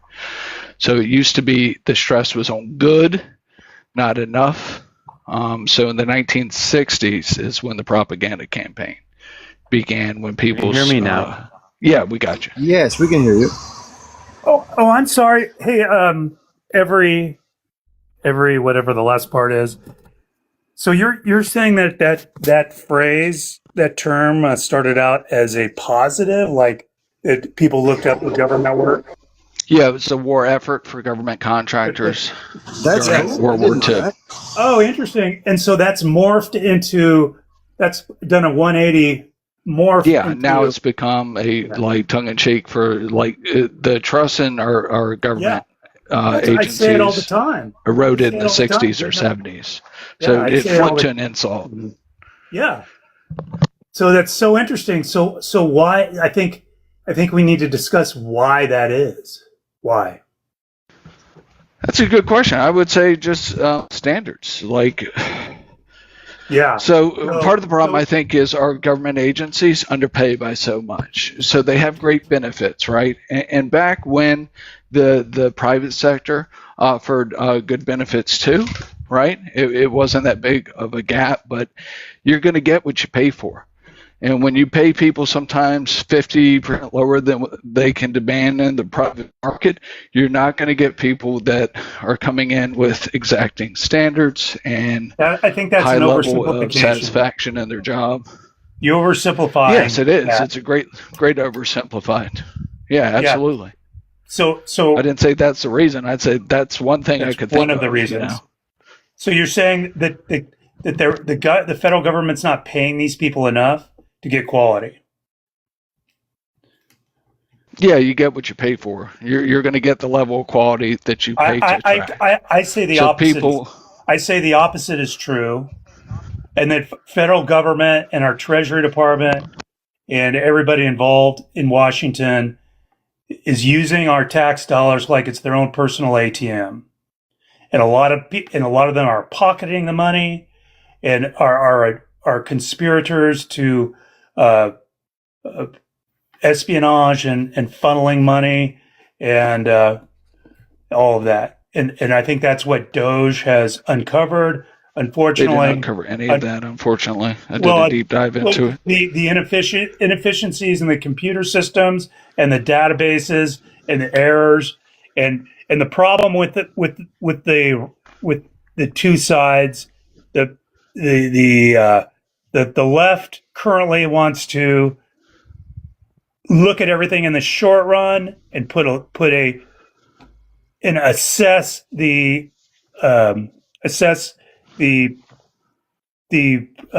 success of these things in the short run, when in reality, Did all you of say that, the left does that? I'm saying the left-wing propaganda and the liberals, whatever you want to label them, are putting the label on Doge and assessing the success in the short run when a lot has been uncovered, and that is a big variable in regard to getting things straightened out in this country in regard to our fiscal problems. So, Nate, I did a lot of work directly with Doge efforts, and I can tell you the propaganda is not propaganda. They didn't know what the fuck they were doing. So when we have, and what you're saying sounds right until you think, do we have any other examples of a Doge-esque type of effort in the government? We do. Okay. 2 Regardless. decades ago. Okay. Separate Doge out from that equation. Still, it's not a revenue problem. We're not going to tax our way out of these problems. It's a spending problem. I'm here to tell you. Well, I would say that if you look at we do have a spending problem. We need to go But back why to isn't pre-COVID it spending both? levels, which are below the $5 trillion. We need to run at surplus, and when our revenue is $5 trillion annually, we can go back to the pre-COVID levels, which were those levels. So if you're saying we need to run a surplus, I would say that it could be both a revenue and spending issue, right? It's a spending issue. Why does it have to be just a spending issue for you? Well, there's two sides to the ledger, but in general, it's a fucking spending issue. So the latest bill, the bill that we're looking at now, we're increasing. I'm just saying we're increasing DOD by 42%. Yeah, we do have a spending issue. I've agreed with you that we have a spending issue. No, there's I'm just curious why the military is highly inefficient, but these are more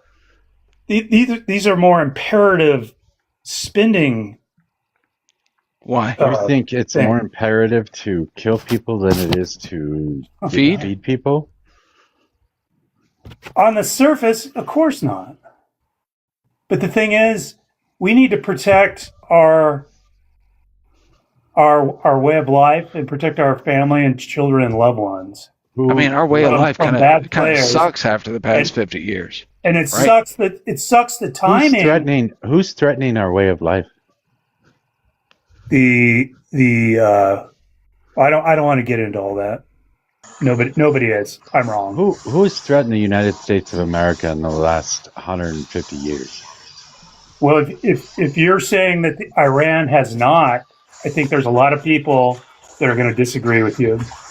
You think that Iran has threatened the United States? Do you think Iran has any chance? Yeah, when they chant death to America. Do you think that Iran has any chance in hell of setting foot on mainland United States of America? No, and U.S. geographically is we're sitting pretty in regard to our. Okay, so we don't have to worry about Iran attacking us. So can you tell me why you want to kill people rather than feed people? No, I can't. Quick follow-up. Do you think Iran or a foreign country is a bigger threat to the U.S. or U.S. domestic corporate oligarchs? Which is the biggest threat to our way of life? Oligarchs. Well, there's duality in everything, and corporations serve a great purpose in this economy of ours, in this world of ours. So on one hand, they provide jobs, and they provide goods and services at a very efficient, low cost. They're providing stuff at a low cost? Unfortunately, there's a lot of repercussions with that. They become all too powerful, and it becomes a problem. And that was predicted by economists that would be the outcome of capitalism, would be that corporations would take over. And why are they able to? Why are they able By provide at economists such a low cost? like Karl Marx? You mean philosophers like Karl Marx? Yes, that's exactly. I think that's who that is. And no, and so it is a problem and needs to be dealt with. Absolutely. But Nate, why can they? They're doing such a great job affording No, I never things said that. they. I never said they're doing such a great job. You said there's benefits, right? Well, there's Let me benefits. restate. The benefit is they're providing stuff at low cost to the consumer. And so they stomp on the little guy. You're talking about the billionaires and the oligarchs. There's that aspect of it too. But so smaller businesses provide more jobs than corporations, right? That's just a fact. That's fine. That's just fine. But I'm not. But when you isolate and analyze corporations, I'm just saying there's good involved with it too. Yeah, but when I look at they can provide stuff at efficiencies, what that efficiencies and lower costs to the consumer means is the offshoring of jobs. So it's a decline in jobs. It also is indicative of suppressed wages, getting rid of benefits. The efficiency is gained by screwing the American person. So I don't see them providing us lower cost goods as a pro to them, because they are taking that efficiency out of our economy, right? So if they just did their job as they should and benefited society, it wouldn't matter what they sold their goods to us at, because we'd be able to afford it, because our wages would be going up faster than the inflation. Well, that the equation is a complicated one. It really is. And I mean, I'm no expert, but I mean, I don't know what to say other than yes. I want you to say fuck the rich, and then I will stop beating your head in about this. Just say fuck the rich, and we can move on. Say it with me. We hold hands and do it. No, I don't think there's the theory that the rich are getting rich, but they're not getting rich at your expense. Then why are the rest of the people getting poorer? Well, that's not logical thinking. Come on, you're better. No, it's one piece of a pie, right? 100% of the total wealth is one pie. Can we agree with that? Well, I think in regard to that, and I hate to say it would be just fine if we weren't taking on millions and millions of immigrants into this country, which changes the whole dynamic of free markets and sub-markets in regard to housing and wages and available jobs. So that's a great point. So Trump has done an amazing job at closing the border. There's no more immigrants coming in, or it's gone down to a trickle. Since he's put those in place, have we improved in jobs or wages? Hold on. I'm going to hearken back to let's see how it goes in the next 10 years. And things take time. There's economic indicators, there's lagging indicators that take a long time. It's like everybody wants now in this society. They want it here and now and instant gratification. It doesn't work that way. What if I told you there was 23 Nobel laureate economists that say the long run of his economic plans is going to be disastrous? I'd say they're bought off by corporations. International ones that have no participation in our economy. Wait, say that again, everyone. What is it saying? There's 23 Nobel laureate economists that endorsed Harris's plan over Trump's, saying that the long-term impacts to Trump's plan would be a decline in wages. It'd be a increase of the wage gap in America. It would be disastrous in the long run. What is the plan, and why do they think it will fail? One, it's the spin, right? So Republicans for the past 20 years have been terrible. They sell the public on we're going to cut spending, and they increase spending, and they increase deficit. So on one side, they want to cut taxes. You can't say that. It's not a partisan issue. We were talking about that previously in this conversation. Well, yeah, so the Democrats do it too. That's not the Democrats do it too, but they do it to a lesser extent. Can we agree there? No. So I dislike the Democrats just slightly not at all. less. And the thing is, Republicans. So what do you attribute that to?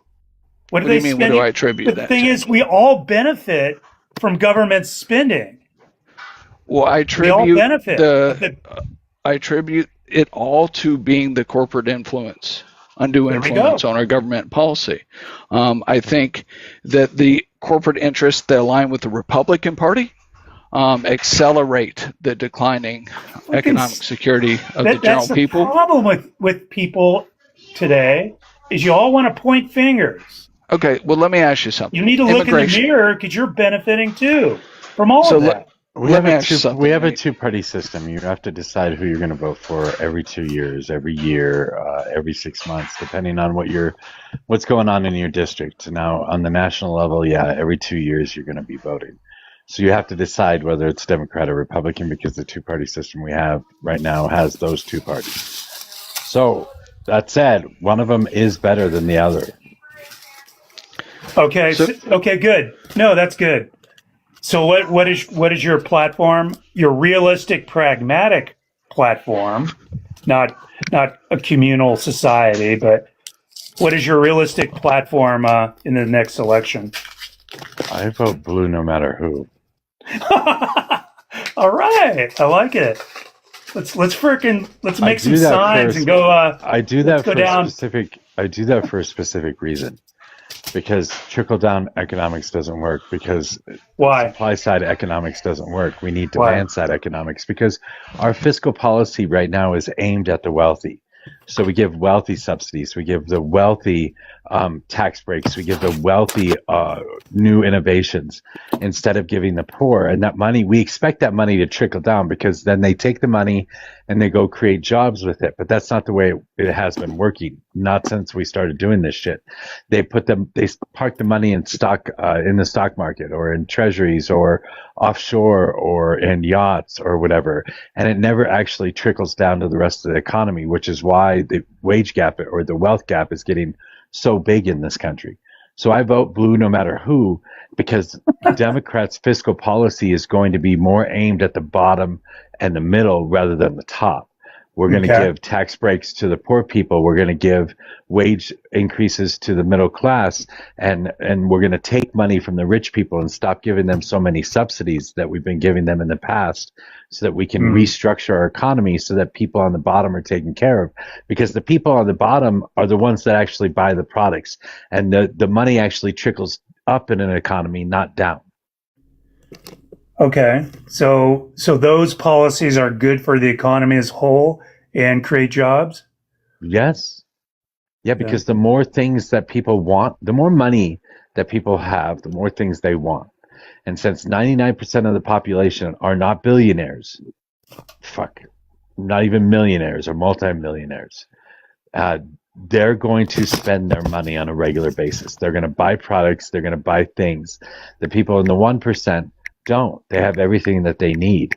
That one person that owns, 10% of the wealth, only spends as much money as the one person that owns 0.00002% of the wealth. they spend the same amount of money on their basic needs. So I say we aim it at the bottom, and that creates a demand at the bottom. They want to buy more things, and as they buy more things, jobs need to be created to create those new things that they want to buy, which means new businesses pop up, which means there are new business owners, which means there are more opportunities for people to actually move up in the economy. So yes, this does stimulate the economy because that demand stimulates the economy. Yeah. Well, the thing is, if you push this button, there's a corresponding button that doesn't get pushed, and so there's always going to be give and take in regard to government manipulating the economy for the betterment of the people. But in general, yes, sir, what's good for the economy is good for the people, I believe. So as long as we are creating opportunities for the individuals to excel in this country, then that's going to win out in the long run.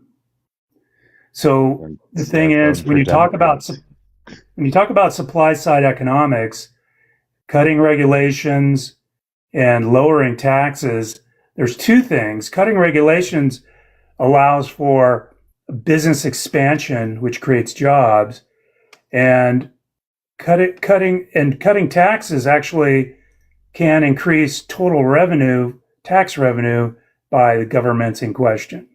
If you don't increase demand, how do you create jobs?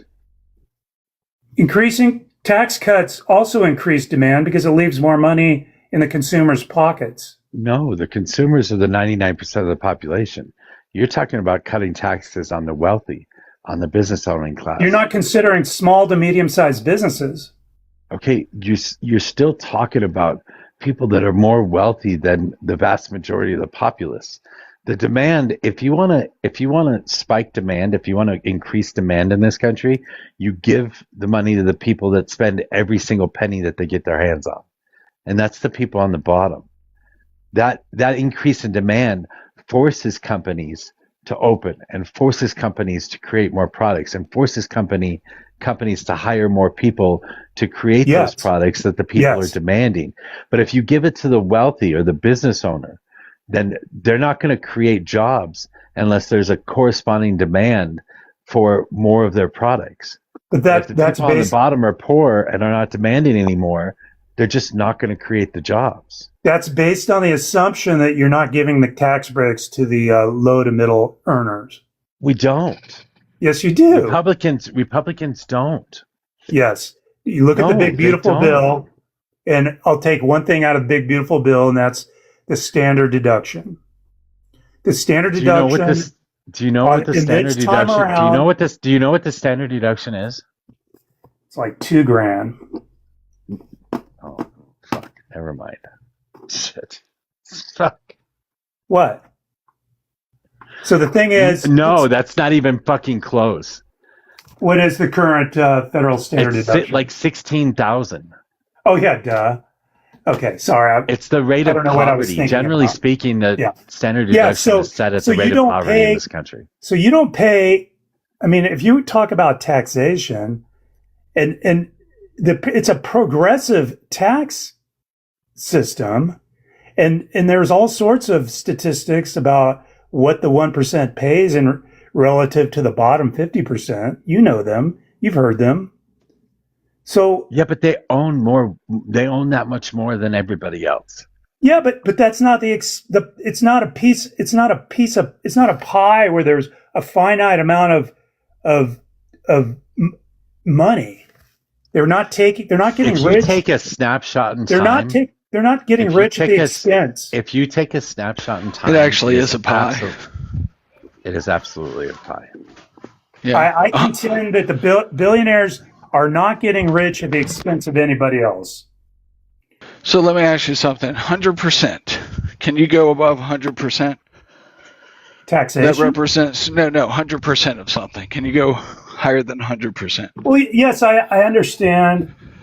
But I understand that the money supply is a finite unit, but I'm not talking about that. But it flows Just freely into banking institutions and people's personal bank accounts and real assets, hard assets, liquid assets. It's all over the place. Okay, Nate.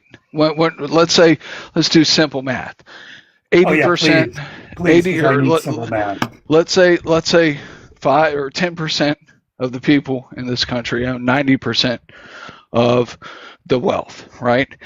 And then I don't know, they grow by one people over a year, and you have the other group grows by 1 million people, right?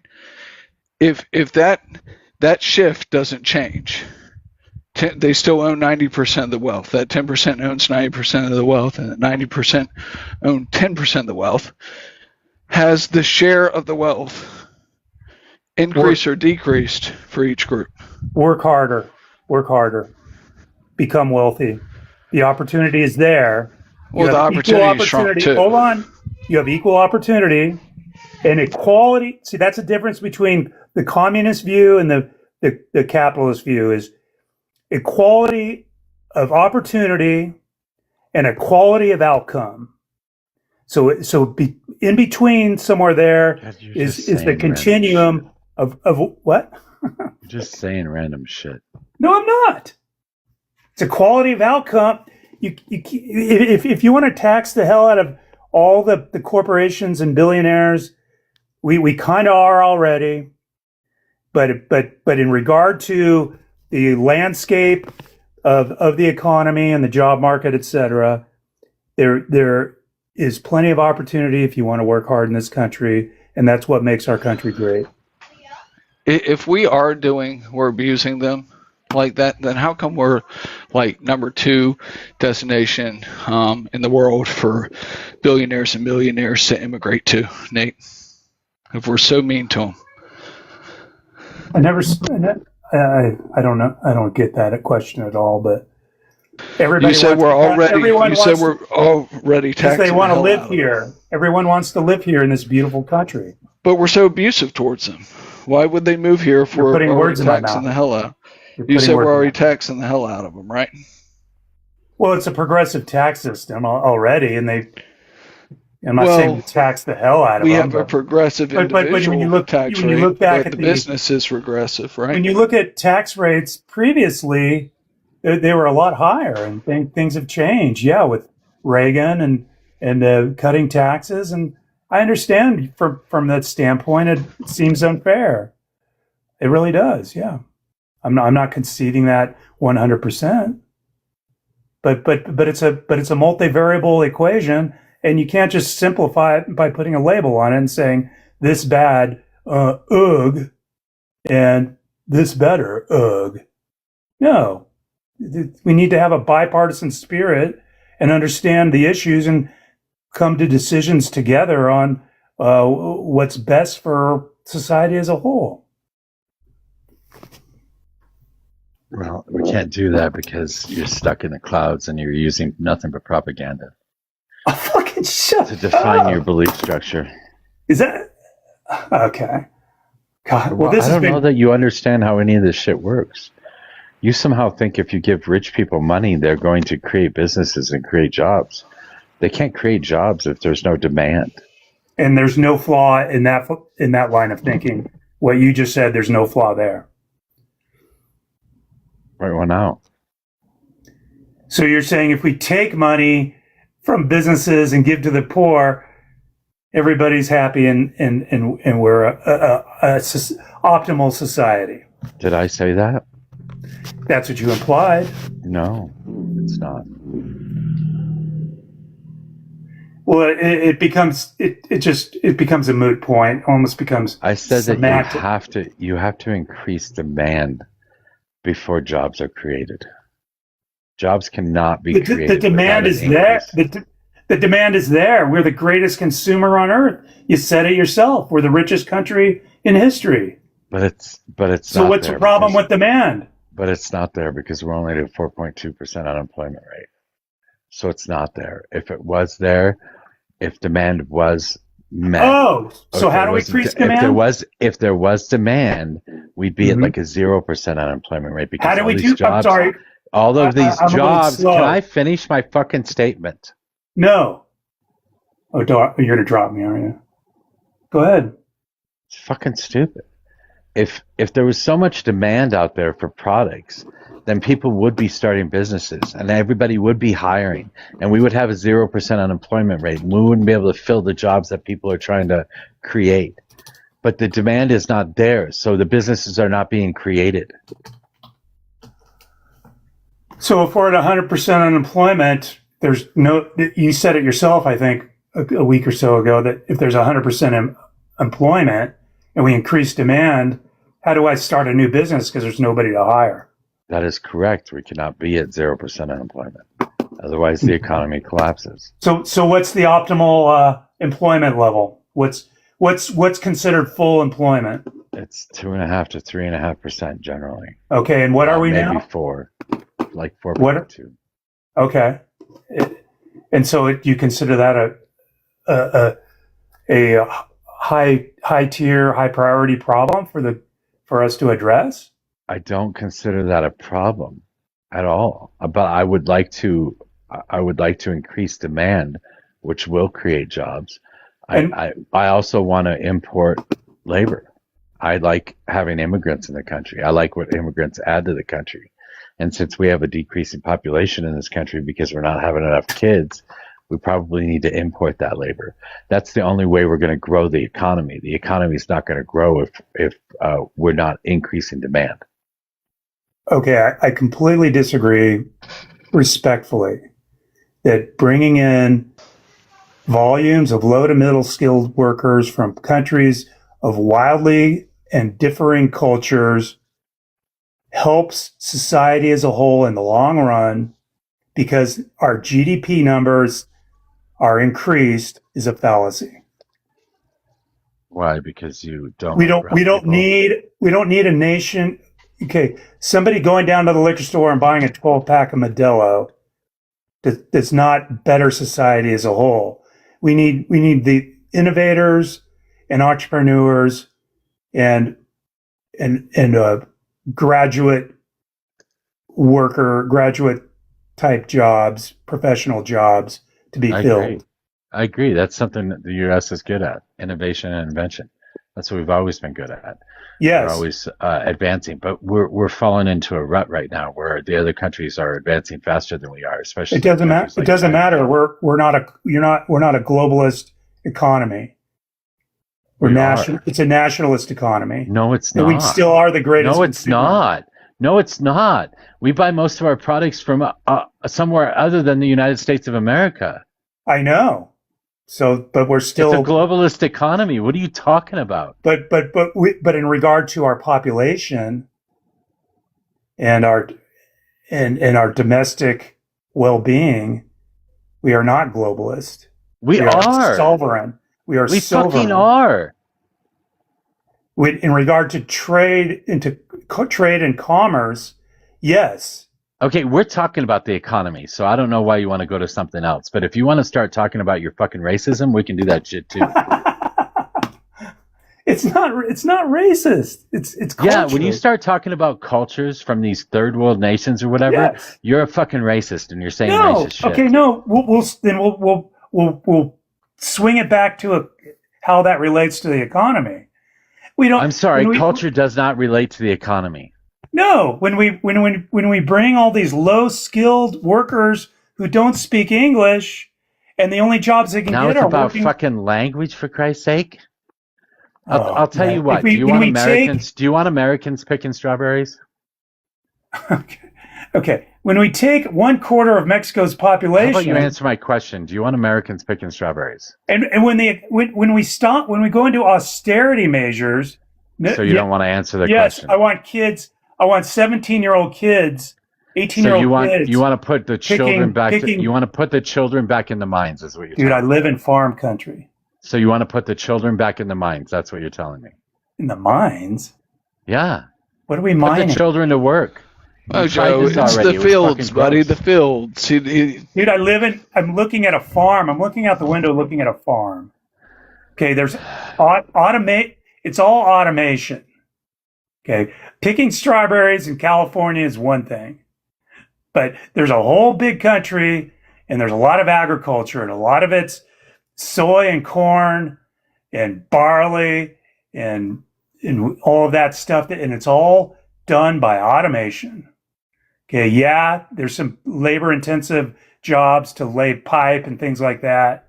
I'm sorry, But we can't live on soy and corn, especially not the soy and no, corn. we that don't live grow. on soy and corn. We use that to make ethanol and No, we use that to make fucking food for animals that we can slaughter. yeah, there's that too. Yeah. Yeah. Well, that's the whole reason that we grow this fucking non-edible corn. Well, it makes And ethanol too. the side product of that is something that we just try and utilize by creating things like ethanol. But that's not what we're which, talking which about. is actually worse for our vehicles than just using straight oil or straight gasoline. Yeah. So we're actually destroying our vehicles in the process of feeding your fucking meat addiction. Yeah, I know. Actually, there's a Nate. really good meat market here. It's really Do you good. remember, Nate? Do you remember how much TCJA saved you in taxes? At that point in time, I was making a mere pittance and pushing the envelope on preparing my taxes. So I wasn't paying very much in taxes. I mean, if you had to guess, what do you think? What? So, well, go ahead and say what you're going to say. Are you saying? I'm just wondering because you guys were talking about like supply demand side economy. So like, I'm with Mojo. I think if you focus on the demand side and improving the economic security of the masses, that's going to drive more economic or results than the supply side. The supply side, I kind of equate to the field of dreams. Like if you build it, they will come. And as we saw in the movie, the only people that showed up were ghosts, right? So that I'm with him 100%. But I'm asking you like how much you got, because I know by income quintile, like on average, what the after-tax income received was. And it's a pittance. And as you said, you were like pushing the envelope, right, and making small amounts. So I'm guessing you went right out and spent that money that you got or paid some bills, right? And if you're in the second quintile, you might have had a $400 to $2,000 actual after-tax, like cash in pocket impact from TCJA. So the people in the third and fourth quintile improved. People in the fourth averaged somewhere between 13,000 and up to a couple 100,000. So like I'm just curious, like you don't have to tell me what you make or what size of what you got back from TCJA. I just want to know, did you go out and spend it immediately? I'm a saver. So you put I'm cheap. a couple $1,000s in your savings account? I save my money. I protect my money. I invest my money. Okay. So I got around 40,000 in savings. I put that in the stock market. No, I got 40,000 in savings from TCJA when it was implemented. Oh. So I went and put that in the stock market, right? Yes. So it was implemented 1/1/2018. So that shit's been making me 10% return for what? 2, 6, 8 years. So I mean, ignoring compounding interest, it's 32,000. So it's more than doubled at this point. Do you think you still have that? Like, how's your savings look since you got it? Flat, increase, decrease? Where you at? My annual savings out of my income or my nest egg based on appreciation through investments? You're a little complicated because you're retirement, so you would expect your How do you know I'm retired? nest egg retirement. You said you were retired. Oh, okay, that's a good way to know. So you would expect that your net worth would be declining year over year unless you've saved enough where Yes. your living fees are Yes. not like cutting into Exactly. the interest you're making. Exactly. Exactly. Any So- government spending or increase in the money supply devalues the dollar amount that I have in my accounts that are held in institutions. So this savings that the government gave to you Because the demand, because most the likely demand, exhausted, but mine's because when we double. bring- That's we what he's bring trying to in- get at. when we increase the demand, so Mojo wants to like increase the demand, but when we increase the demand of a finite amount of goods and services, creates what? Inflation, or the devaluation of the dollar. Well, Those if you things. increase demand and supply You know- doesn't move Yes. to match, but markets want to operate in equilibrium. So So the main difference between whoa. the two. Equilibrium. Go ahead. Equilibrium, yes, in regard to price. So What do you Yeah, think? prices- What do you think inflation is? well, price is could a be- factor between supply and Yeah, demand. there could be though, right? demand. There could be demand pull inflation, or there could be cost push inflation. So when the cost of doing business is more, then that creates inflation as well. So both can be true. When people get poor, does demand go down or up? Well, that's rhetorical to ask, but go ahead and make your point. Yeah. So when people get poor, demand goes down. So people stop buying stuff. So you're still going to have probably a baseline increase in demand as we pop out more babies, but marginally, the demand's going down. No, popping out, bringing in throngs of immigrants, and it's not racist. Okay, so That- we have that- stopped doing that. No, that Bringing in- pertains to Bringing okay. in O- bringing okay. in bringing in throngs of immigrants, by the way, as you put it, would Yes. actually be a price or a cost pull. So you called it a Demand price. pull. Demand pull. No, it would be a cost pull. So Cost push. if wages go down, then the price of labor goes down, and if the price of labor goes down, Oh. then the price of the cost of doing business goes down. Yeah. So it'd be a demand pull, not a demand push. It would decrease inflation instead of increasing inflation. Yeah, maybe in the short run, but the problem is if that is a form of inflation, and it's not fair to the No, it's deflation. You're No. decreasing the price of products. But what he said was right too. I mean, everything's going to look for an equilibrium. So if you have a higher demand and you don't have a supply to meet it, somebody's going to start up a business to meet that demand. yes. That's the way our economy works. Yes.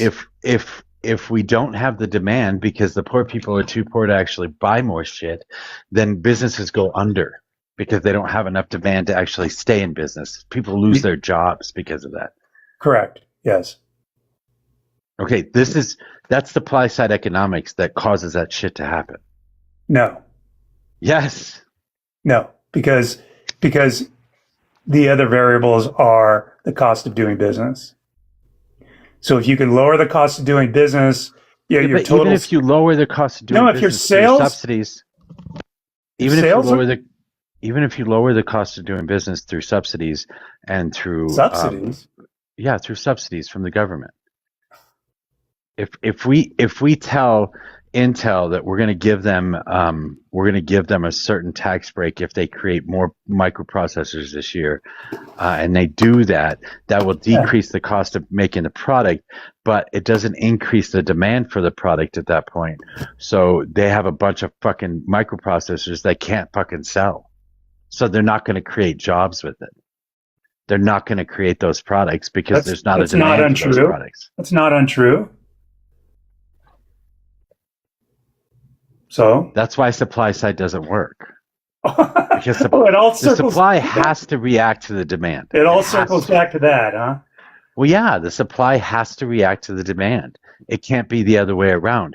You cannot create supply, or you can in very limited circumstances, only for short periods of time, So- can you ever create demand for a product. Demand is always going to drive supply. So you're de facto saying that the only way to spur businesses and growth and full employment is through government spending. Fiscal policy, that's one of the reasons that we have a government, is to control the economy. Yes. Okay, I'm going to circle back to saying it's not a revenue problem, it's a spending problem.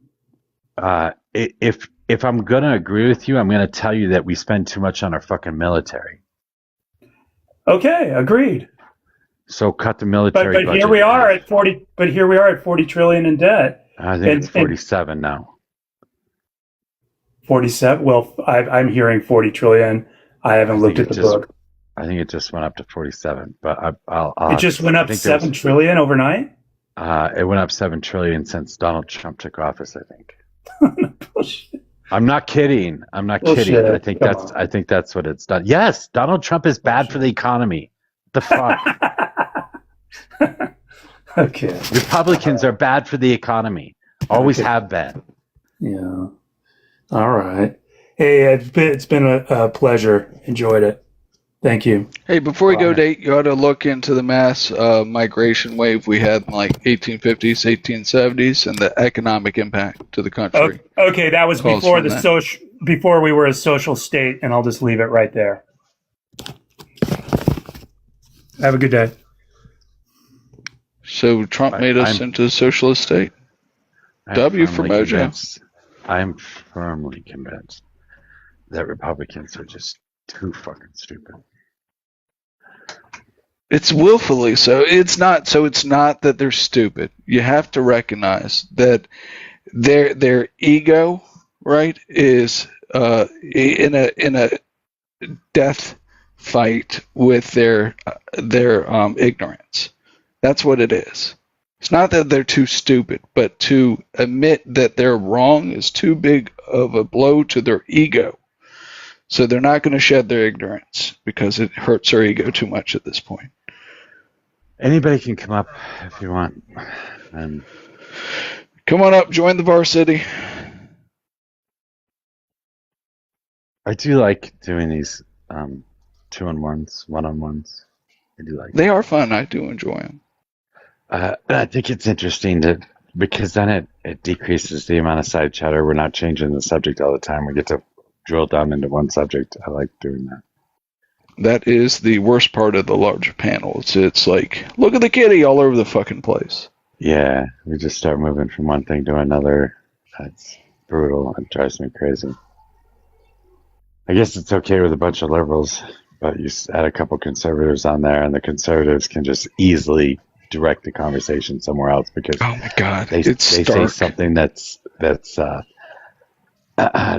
polarizing, and a hot topic wants to follow it. Yeah. Yeah, all they have to do is say, but the trans, and it's like off to the races for the liberals. Exactly. You can't stop it from happening. Like as famous as Republicans are for like not shedding their ignorance, liberals are just the same way for taking the bait every fucking time. The Democratic Party too. Every fucking time. Yeah. Like it does. Let's talk about the nipplers instead of concentrating on the economic security of the average citizen. That's more important. Every time the Democrats fall for that,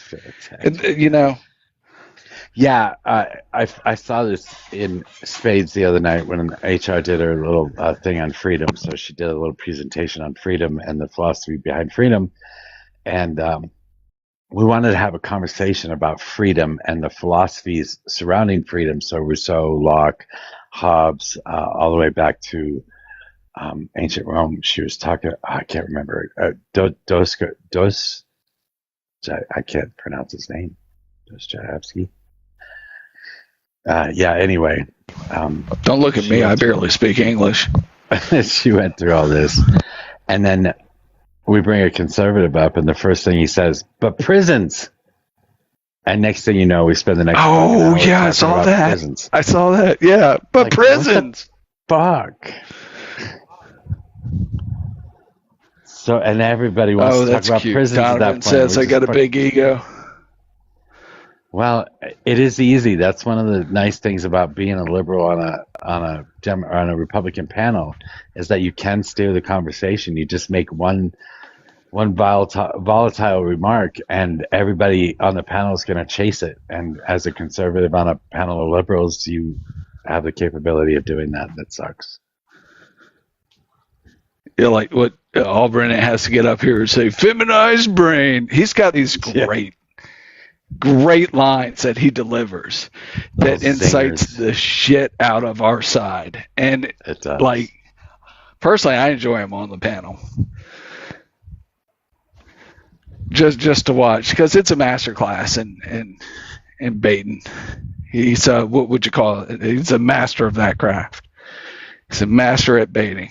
You say that, I remember the insurance commercials where the dude is in Waiters and he's got the fishing pole and he's hanging $1 in front of somebody. Come and get it, come bite it, come here you go. You know which ones I'm talking about?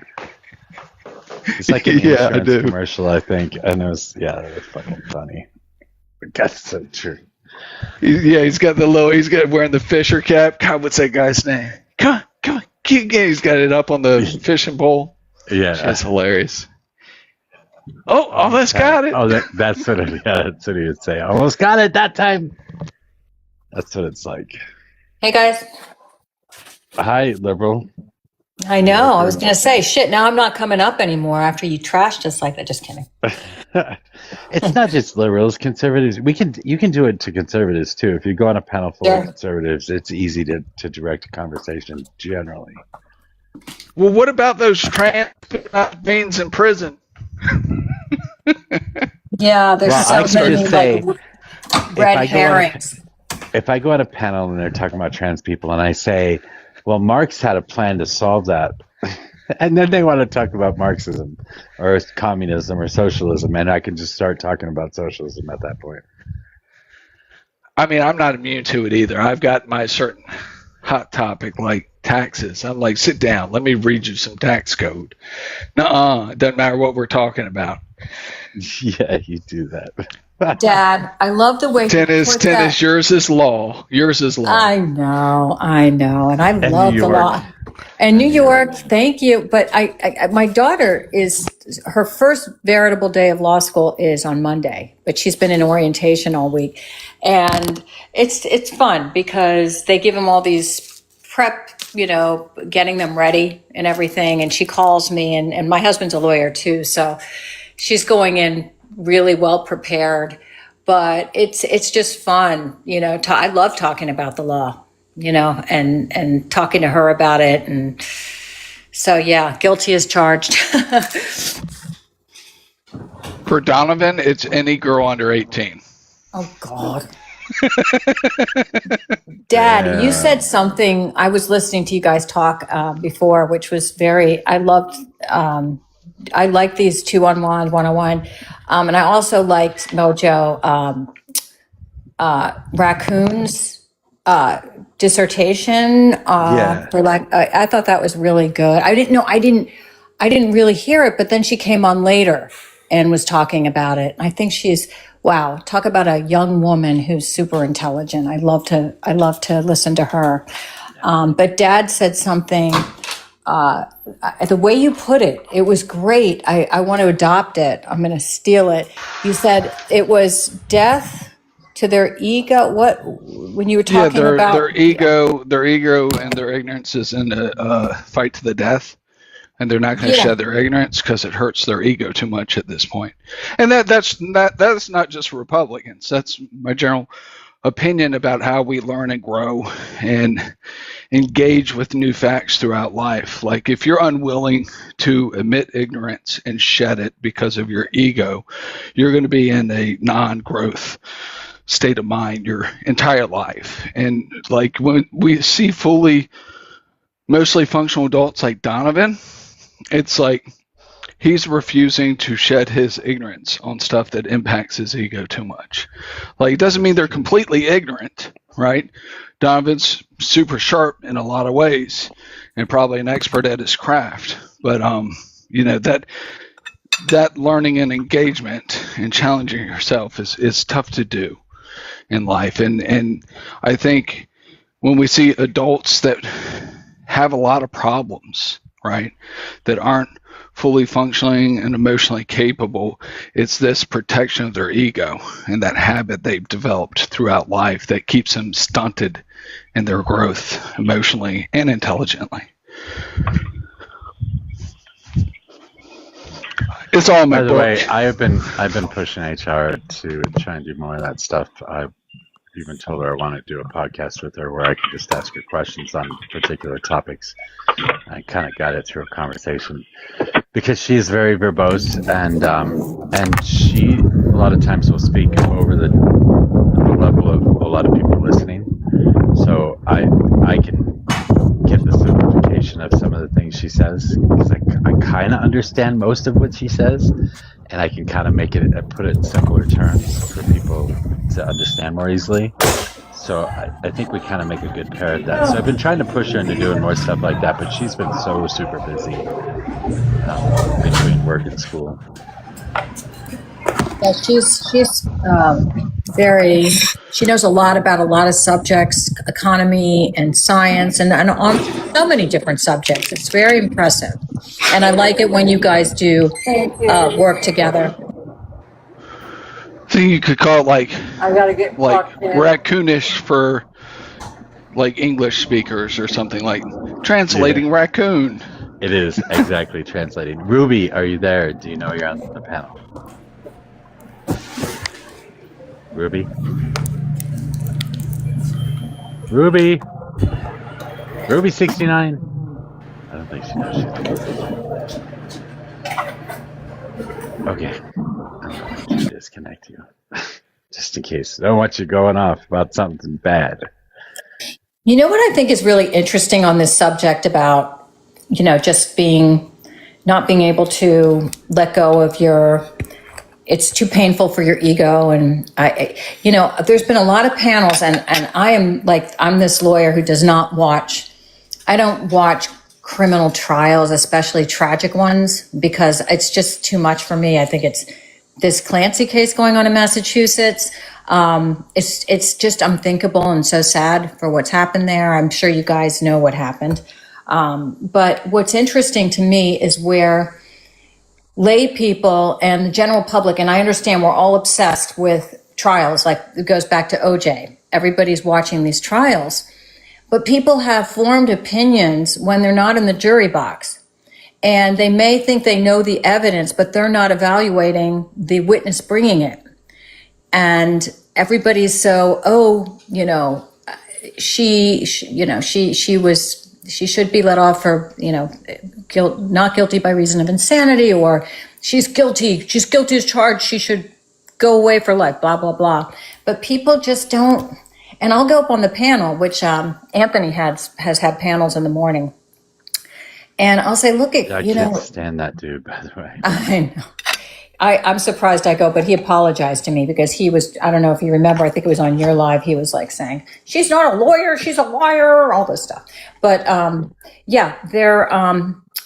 he did a formal apology. I was like, fine. But these lives are going on about this trial. And I'm like, they want to know what I think. And I'm like, I don't know.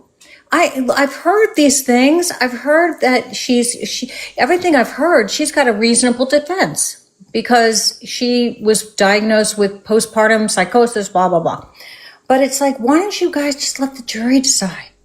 Let them listen to the evidence. They all think they know. Yeah, I agree. I can't stand. Yeah, I don't like the speculation without actually having all the facts and shit. It seems like a practice in futility, in all honesty. It's sport for people. I mean, that's what I'm saying. It's just people, we have court TV. There's, all these trials that go on, televised, blah, blah, blah. And, I think people love criminal trials. They like the law. They want to get in the courtroom. It's sport. So they all know that she's guilty or not guilty, What do you think, Dad?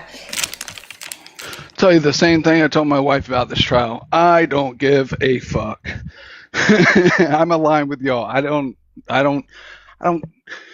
get my jollies from watching this. Like, we don't have the intricate knowledge. I think it brings up an interesting conversation I had with my wife. It's like, how do you judge how someone is doing mentally? Is it in their performance? Like, apparently she was holding it together for the most part and then had this big break. And for my wife, it shines like a big light on like the mental share in the household, the imbalance in it, that sort of thing. Yeah. But I'm not following it. Yeah, I don't. I hate doing that too. And the O.J. Simpson thing was probably the downfall of all this shit, right? Because that became so big so fast, and everybody's talking about it at the fucking water cooler and personal spaces and shit. What about O.J.? Fuck, I don't care. It's not going to affect my life one way or another. Well, the press really, when you saw the chase, right? I mean, that televised, the chase really, and people were glued to it.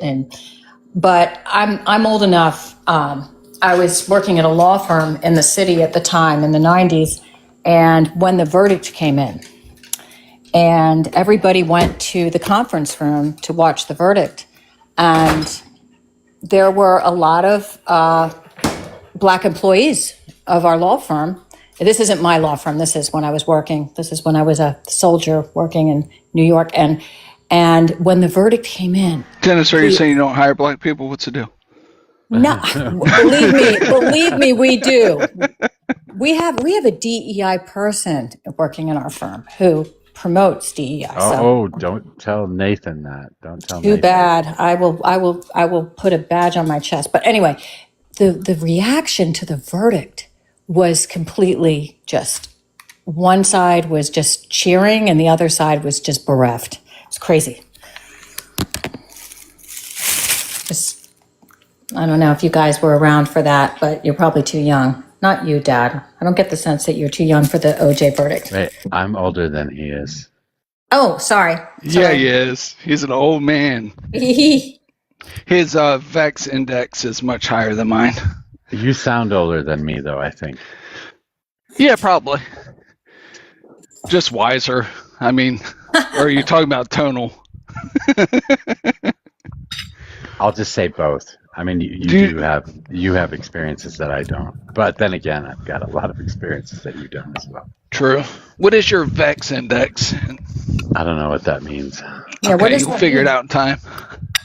I'm not sure. I hate Vex. No, I'm just kidding. Okay. I like Vex. So, it's just a pain in the ass to have on a panel. Other day, I was up on a panel with him. We were talking about something unrelated. I said, so tell me your stance on like using tasers on children. And we all had a good laugh.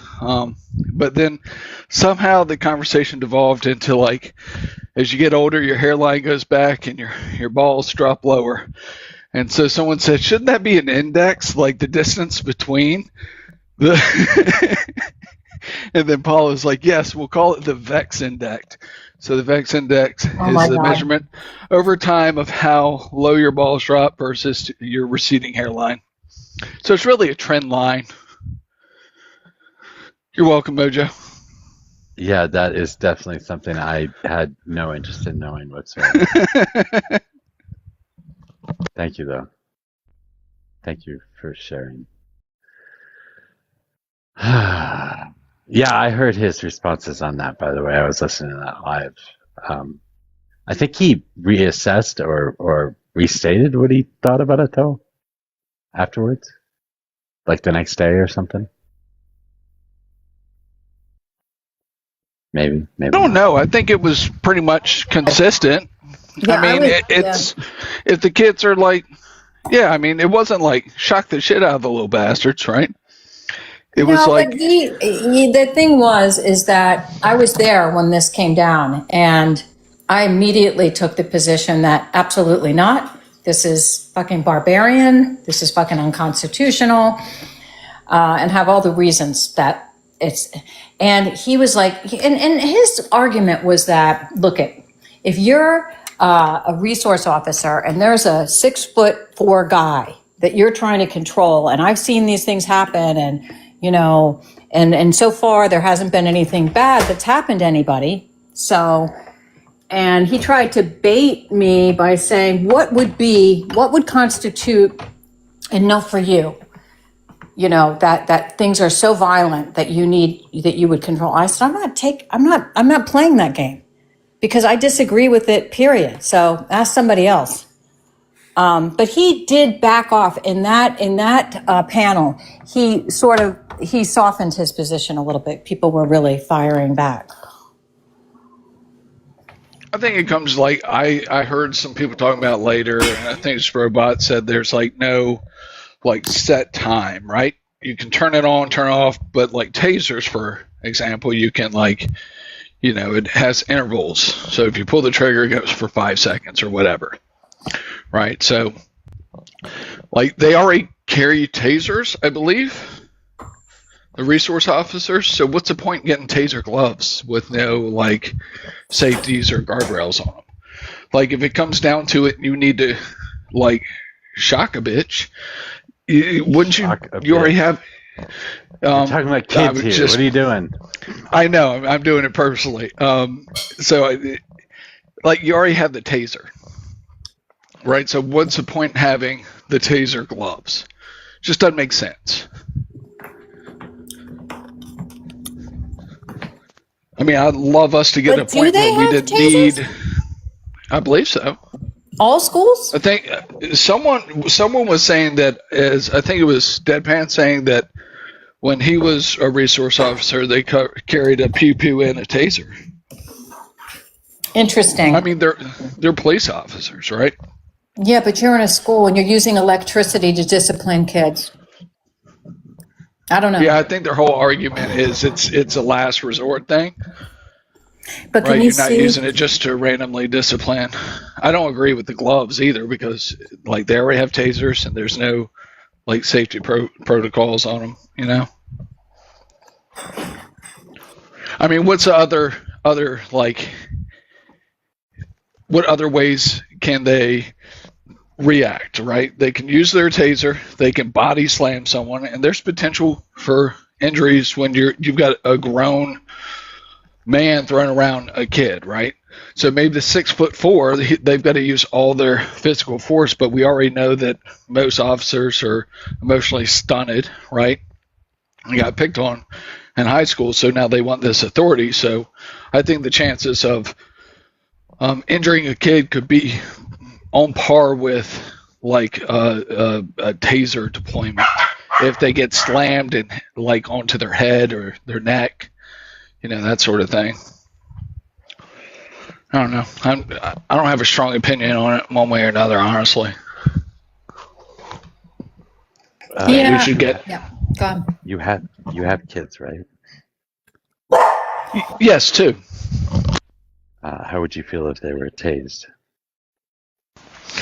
Well, I'd probably be in court. Yeah.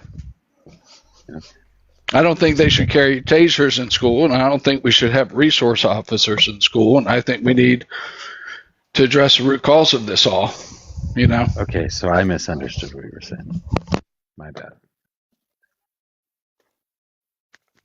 Yeah, I'd probably wind up with a charge if someone tased my kid. Actually, I probably would. I'm really sneaky and patient. I would plan revenge and get it where I was out of town when it happened. Yeah, I don't believe in any type of corporal punishment at all where kids are concerned. And I know that these are just purportedly to, get people in control. But I think violence begets violence. And I think that you instill fear in kids. They're afraid to come to school. They're fearful of learning when they're in school. Somebody in a position that is holding something like that may not have a good day and may misuse it. Yeah. I mean, they're already traumatized. These kids have to do active shooter drills, and they teach these kids, like, okay, you're supposed to run, hide, fight. And then, of course, I had my 4th step, identify a MAGA classmate and use them as a human shield. So, I mean, they're already traumatized to some extent. I'm trying to incite the conservatives to hop up here, buddy. I grew up in a violent household, So I am very, and when Raccoon was talking about freedom, and I just think people need to feel free and be free to pursue their lives and to do well in life, whatever that they choose to do, whether they're a bus driver or a white collar worker. And I just think that this whole thing about controlling people and brutalizing people, it just needs to be in check. Yeah. I look at it another way too. As far as corporal punishment goes, even from parents, the reason we raise the kids the way we raise them is to teach them how to live in society. So to be a good, productive member of society, to get the job, to do the hard work, to get a raise, to move up in life, to treat people kindly. These are all things that we want to teach them. But if you teach them that when somebody does something bad, they deserve to get hit or tased or whatever, then that child's going to learn that in the future, that's how they should react if somebody's done something wrong. Like if they become somebody's boss, do you think they're going to turn around and spank the person if they do something wrong? No, that's not acceptable. So we're teaching them the opposite of what is acceptable in society. And I think that's just weird. Yeah, but I said all that, and then I remembered the story about George Harrison, and he grew up in Liverpool, obviously, and that was when corporal punishment was acceptable, and he got his knuckles rapped at school or something like that. And he came home from school. His father saw it. His father went to the school the next day and took a punch at the teacher. And I was like, I love the idea that that man did not accept that teacher was going to hit his child, but I don't agree with the result. Go back and just do the same thing to him. It's not teaching the right lesson. Anyway. Well, maybe I should just go down for a little while, see if I can come back up. Come back later? Yeah, I don't know. TikTok is pretty dead right now for a lot of the smaller creators. It's Saturday. People are out doing their stuff, I think. I know. When I logged in, I thought it was Sunday. I had one of those days this week, too. I got my days confused. So I think that's kind of like one of those universal things. Do you ever find that? When, if a week goes by quickly, everybody kind of experiences that? I felt like the week went by really slow. Anyone? When that happens? I don't know. Yeah, I mean, I do know when it happens. I just haven't had it happen. Didn't happen this week anyway. Okay. Anyway, I'll check you back later, guys. Yeah, I'll just. You're going to go down. I'll come back up in a little bit. Yeah. Okay. Cheers.